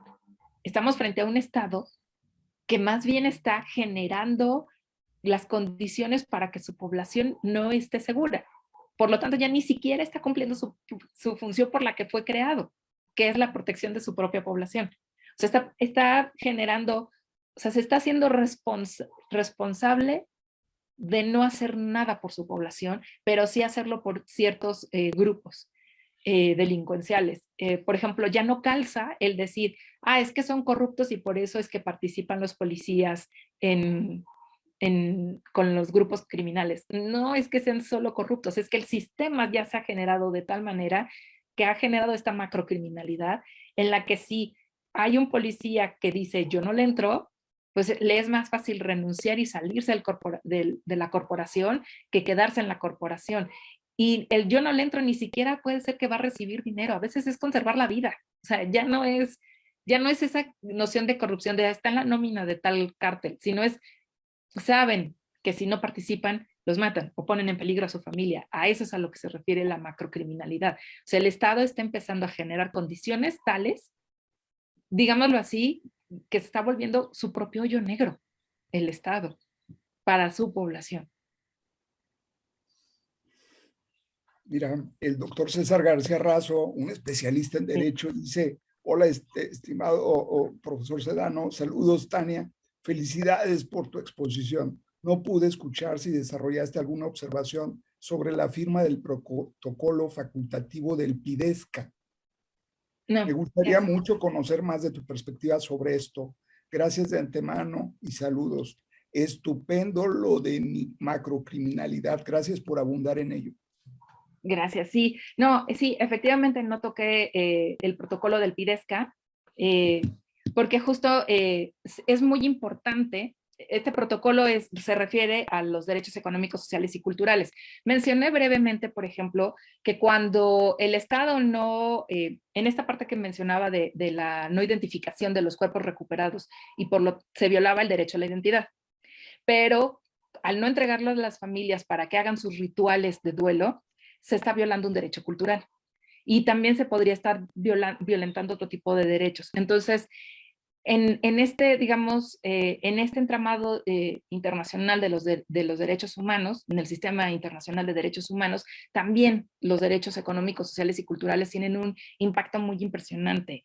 Eh, También hay un estudio en el que se señala, por ejemplo, que si nada más nos centramos en los derechos humanos sin profundizar en los DESCA, entonces se va perdiendo, digamos, los impactos que van más allá de, o sea, la víctima, digamos, directa es la que sucede, por ejemplo, la desaparición, pero, por ejemplo, las familias, al momento de perder su, le llaman proyecto de vida, es que dejan todo por ir a buscar al familiar. Si el familiar era quien sostenía económicamente a la familia, afectan un derecho económico. Si el familiar era vía por el cual, por ejemplo, accedían a sistemas de salud y como ya no se puede presentar a trabajar, también afectan esos sistemas.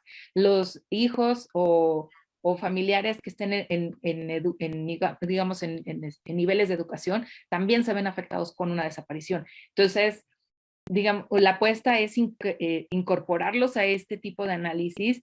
Y si lo vemos desde esta perspectiva, entonces ahora sí, el concepto de macrocriminalidad crece aún más, porque ya no está protegiendo nada el Estado. O sea, no puede no puede proteger los derechos humanos, no puede proteger los derechos económicos, culturales y sociales. O sea, entonces su función es únicamente servirse de del entramado que ha creado institucional, no necesariamente para favorecer a la población.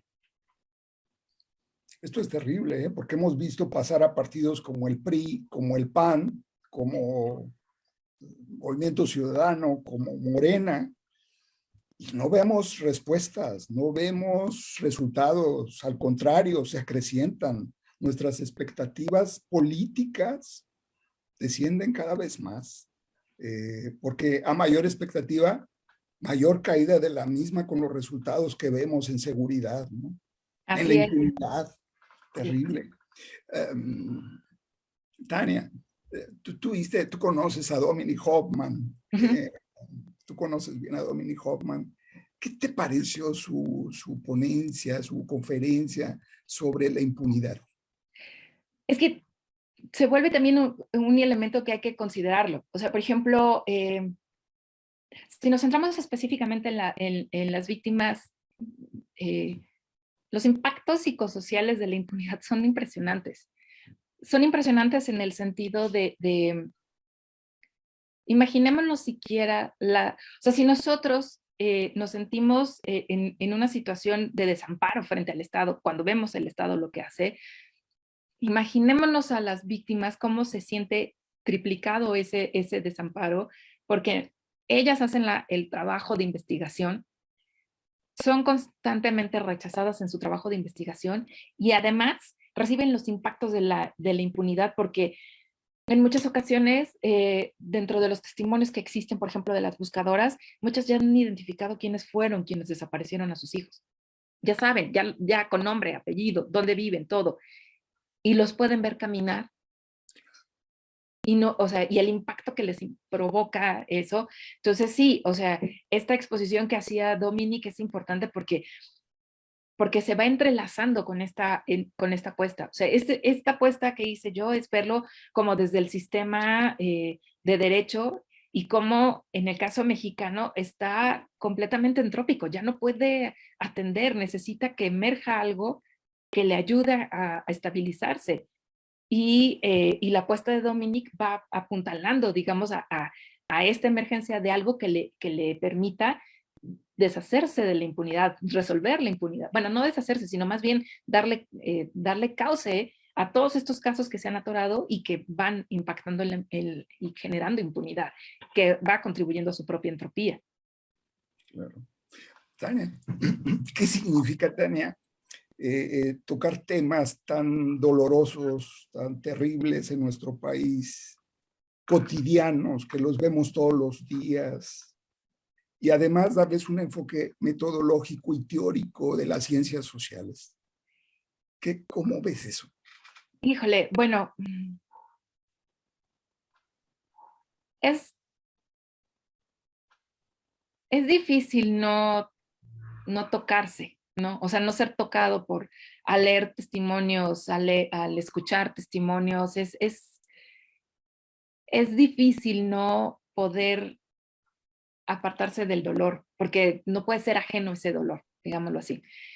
Y luego se convierte otra vez un poco difícil en cómo hago para que mis saberes, o sea, estos saberes científicos, no se impongan sobre los sentires y saberes de quienes están buscando, de quienes están ahí. Se tiene que ser como un ejercicio muy honesto, en el sentido de no creer que voy a dar la gran respuesta y a partir de aquí, de un artículo, de una ponencia, voy a resolver el tema, y mucho menos creer que se le va a iluminar a una víctima o una persona que está buscando para nada, ¿no? O sea, es mirarlas en una dimensión que es bien difícil. O sea, yo confieso que muchas veces termino llorando cuando estoy leyendo los testimonios, cuando estoy leyendo los audios o escuchando los audios. O sea, porque es difícil no ser tocada en este sentido y no sentirme interpelada y no sentir miedo y no sentir eh, el temor de dónde me estoy metiendo. Pero por el otro lado es pues porque, o sea, esto ahí está. O sea, no es algo que podamos eludir, ¿no? Tenemos dos preguntas un poco diferentes. Sí. Dice Friquiberto Gaudaza, las escuelas están hechas para no aprender. Los médicos enferman a la gente. Los policías son los peores criminales. Los gobernantes y políticos son sociópatas. ¿Por qué la paradoja articula los sistemas sociales? El Estado de Derecho se construye basado en esa paradoja de la escritura. Extraña la pregunta, pero ahí está. Y tenemos otra más de nuestro estimado Andrés Amat Cáceres, de Chile. Dice, saludos desde Chile. Casi todas las concepciones de los derechos humanos nos lleva a una ideología normativista de las personas y sus derechos. ¿No sería mejor considerar una idea ética de los derechos humanos, es decir, que nos lleve a considerar una fundación basada en la sabiduría por sobre la racionalidad normativista? Lo digo a propósito de las personas como yo que consumimos cannabis y aún en pleno siglo XXI, acá en Chile sobre todo, tenemos que renunciar a nuestros derechos de plantar y vivir en paz con nuestros cultivos por una supuesta ideología de la defensa social en contra de la libertad de elegir qué método utilizar para obtener salud mental. ¿Qué propones tú para superar estas ideas del positivismo ideológico que impera aún en Latinoamérica en general? Muchas gracias. Bueno, creo que las puedo enlazar un poco las dos preguntas. Mencionaba al inicio que el sistema de derecho, bueno, más que el sistema de derecho, me voy a ir un poquito más atrás. Nuestra interacción social está basada en las expectativas de comportamiento. Y las expectativas de comportamiento, digamos, son como anticipaciones de lo que, más allá de lo que esperamos que hagan los demás, de lo que esperamos que los demás reaccionen con nuestro comportamiento. O sea, no, es extraño, pero digamos, en la teoría de sistemas no están hablando tanto de los bienes que puedo recibir si me comporto bien, sino más bien de la comunicación que voy a recibir al momento de que yo cómo me comporte, ¿no? Las expectativas de comportamiento entonces regulan nuestra interacción. Y estas expectativas, pues son dos, ¿no? Unas son las cognitivas y otras son las normativas. Las cognitivas son las que se van modificando de manera constante. Un ejemplo de expectativa cognitiva es, por ejemplo, cuando somos chiquititos, nos acercamos a la estufa de los quemadores o como le llaman en cada uno de los países, y entonces viene el típico grito de quien esté a cargo en ese momento de, te vas a quemar. ¿Quién va a saber más? ¿Tú con tu sabiduría de X años o yo con mis 2 años que apenas se alcanzo los quemadores? Se mete la mano, se quema, evidentemente, todo lo demás. Y se genera una expectativa cognitiva en el sentido de, no solo ya no me voy a acercar a los quemadores, sino que ya voy a prestar un poco más de atención cada vez que me digan que algo no. En el sentido de, o sea, voy aprendiendo y modifico mi comportamiento respecto a la comunicación. En este caso, la comunicación es no lo hagas. En cambio, las expectativas normativas son las que van, digamos, regulando a la sociedad a partir de condensaciones como muy específicas, ¿no? O sea, por ejemplo, sabemos que no, si nos pasamos el alto, sabemos que podemos chocar. Y en los distintos reglamentos de tránsito de los países es el que se pasó el alto es el que haga el choque, ¿no? O el golpe o el destrozo. Y esas reglas, digamos, se van generando para que no importa quién, o sea, no importa si es Carlos, Tania, Juan, Pedro, las cumplen. Y le permiten a la sociedad ir generando como parámetros hasta dónde podemos llegar y hasta dónde no. Y efectivamente, no solo en América Latina, sino en el resto de las sociedades, esta parte de como positivista del derecho, de decir, o sea, sancionar o establecer sanciones antes de o previo al comportamiento es algo que ha marcado pautas. Y ahí vienen, ahora sí, desde el sistema de derecho, que es al que le corresponde establecer qué tiene y qué no tiene derecho, su capacidad de flexibilizarse frente a esto, hacia el propio sistema. Por ejemplo, en el caso de la cannabis, en los distintos países se ha empezado a presionar por organizaciones de la sociedad civil, por población, etcétera, para compartir, y ahora sí me voy un poco hacia esta parte de los saberes, ¿no? O sea, por ejemplo, en el caso de México, ya primero fue, no va a haber problemas si estás portando hasta 5 gramos de marihuana, ¿no? Y después fue como, ya lo vamos a, o sea, fue tal la presión, digamos, que se estuvo ejerciendo a partir de la organizaciones de la sociedad civil, que eventualmente, tanto el sistema de derecho y en este caso el legislativo empezaron a buscar la manera de cómo canalizar esa propuesta, ¿no? Hacia dónde llevarla. Entonces, las normas cambian. Acá la cuestión es que si cambian, o sea, nunca van a cambiar a la misma velocidad que cambia la sociedad, porque la sociedad cambiamos más fácil con las expectativas cognitivas. Ya sabemos si, por ejemplo, hablamos con alguien de nuestro interés afectivo, que no le gusta que le traten de alguna manera, ya sabemos que no nos vamos a dirigir a esa persona de esa manera. Pero el sistema de derecho no funciona de esa manera, ¿no? Y la paradoja del sistema de derecho es que es un sistema que se mueve lento respecto al resto del sistema social. Y se mueve lento porque justo es como el punto de referencia. O sea, si digámoslo así, el sistema político se convierte en un sistema completamente reactivo. Pasa algo, responde, pasa algo, busca qué hacer. O sea, está como constantemente en un movimiento hasta frenético, digámoslo así.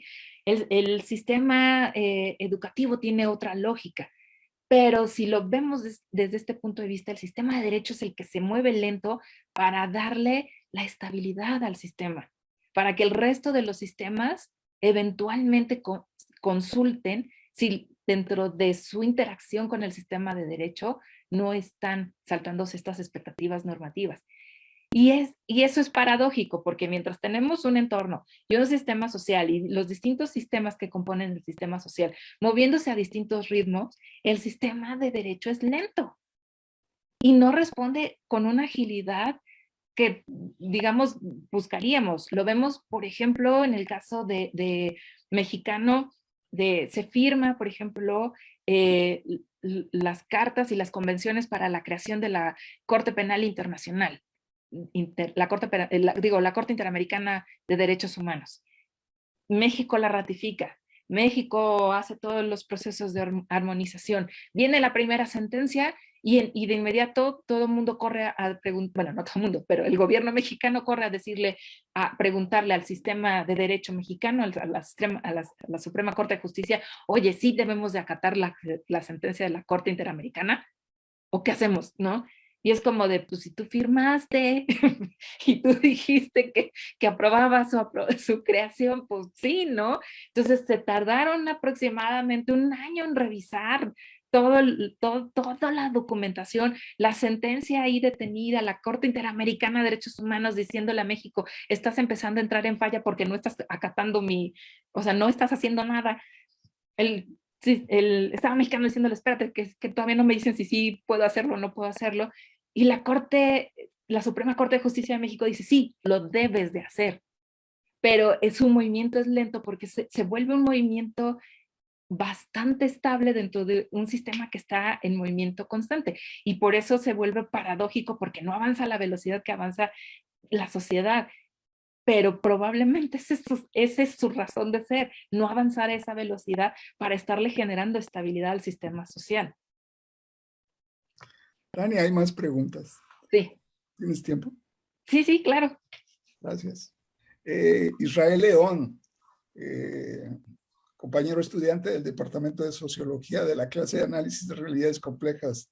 Dice, felicidades por la exposición, muy enriquecedora. Una duda, citando un ejemplo que visibiliza estas paradojas del sistema legal y la impunidad, aprovechando la invocación de Dominique.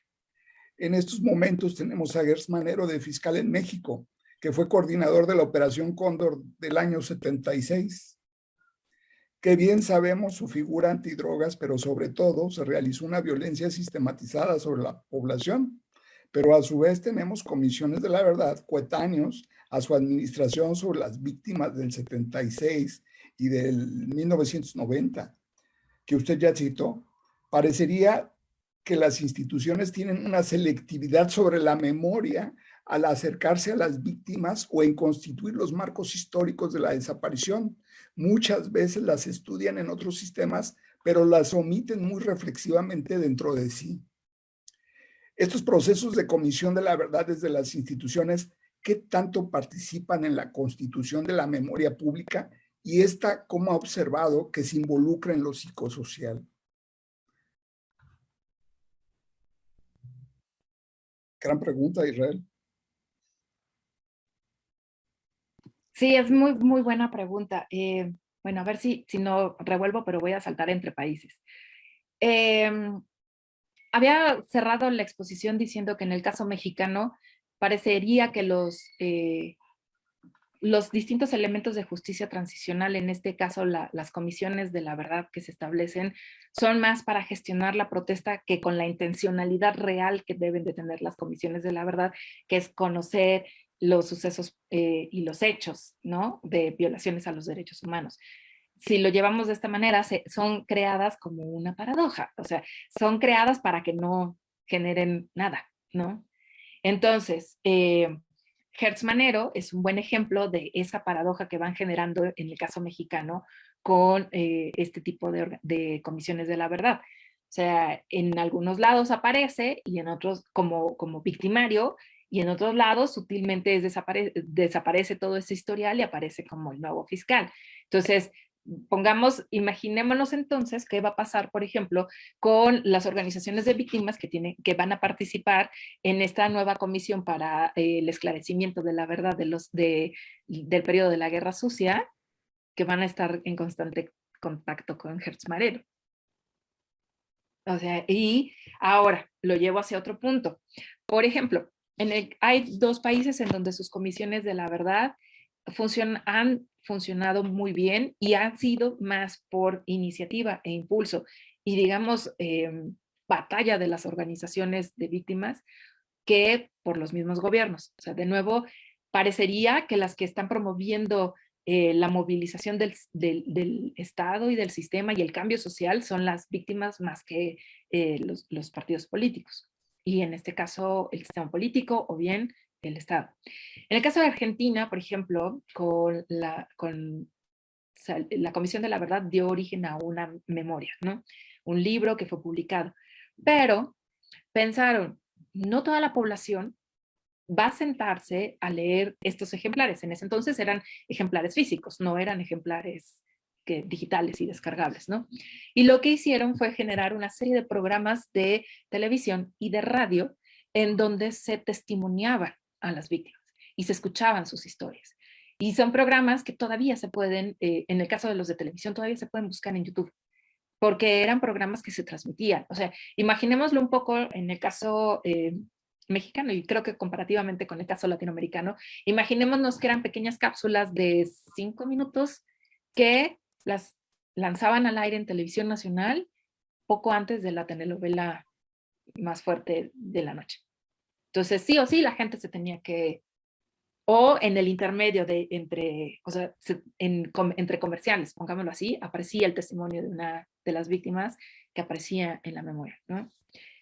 Y o sea, digamos, esa es como la fuerza también en programas radiales.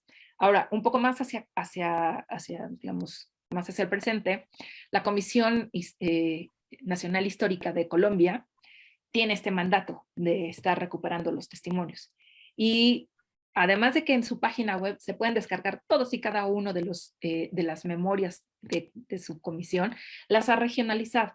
O sea, imaginémoslo en el caso mexicano, que tienen ellos en Colombia un resultado de su comisión de la verdad por cada uno de los estados, o en su caso departamentos, y además por casos especiales. Si lo traducimos al caso mexicano, sería, por ejemplo, que una comisión de la verdad hiciera un documento de la verdad de lo sucedido en Tamaulipas, y en específico, además, hiciera uno sobre las masacres que han sucedido en Tamaulipas. Entonces, eso además lo ha transformado en programas de radio, recuperando la experiencia de Argentina, lo ha transformado en programas de televisión, los programas de radio tienen esta lógica un poco de la radionovela para enganchar a la gente, para que la gente esté escuchando, para que no sienta ajeno el dolor, porque es muy fácil para quienes no han sido víctimas decir, no, bueno, pues es que en algo estaban metidos, ¿no? Meter luego la estigmatización. Entonces, ahí es en donde viene, por ejemplo, uno de esos impactos psicosociales que puede contribuir las comisiones de la verdad. Las víctimas por lo general se sienten rechazadas por la sociedad, porque la respuesta general es, en algo estaba metido. A la gente buena no le pasa eso, pues es que no se trata de buenos y malos, o sea, se trata de que estaba en un lugar en donde no debía de estar, o peor aún, se trata de que sucedió algo que no debía de haber sucedido. Entonces, digamos, esta memoria y hacerlo público es como empezarse a poner en los zapatos de las otras personas, o sea, empezar a saber lo que hacen, por ejemplo, las buscadoras en las brigadas nacionales de búsqueda, de llegar, por ejemplo, a los centros penitenciarios, a decirles, los estamos buscando a ellos, pero también estamos buscando a los humanos que hay en ustedes.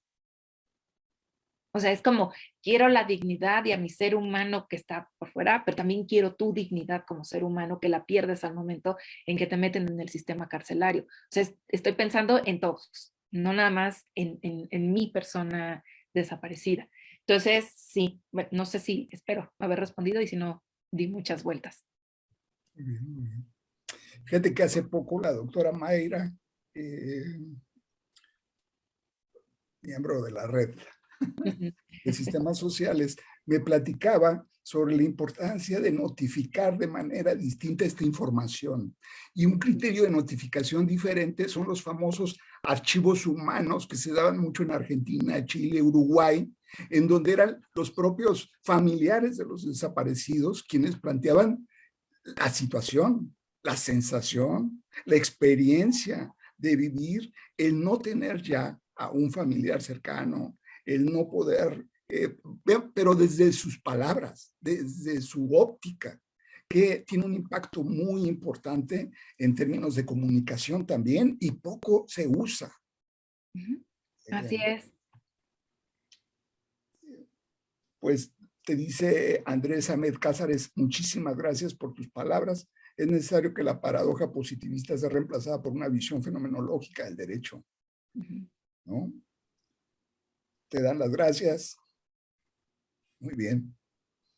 Bueno, pues como siempre, un gran gusto haberte tenido en nuestro seminario. Muchísimas gracias por la invitación. Siempre tu brillantez, tu inteligencia, tu claridad en los temas que trabajas es importantísimo. El Seminario Internacional de Sistemas Sociales, Redes y Complejidad, el Departamento de Sociología y la Universidad de Guadalajara agradece a nuestra muy querida doctora Tania Galaviz Armenta su valiosísima participación. Tania, muchas gracias. No, gracias a ustedes, gracias a quienes nos acompañaron, y pues los desaparecidos son de todos, son nuestros también. Claro.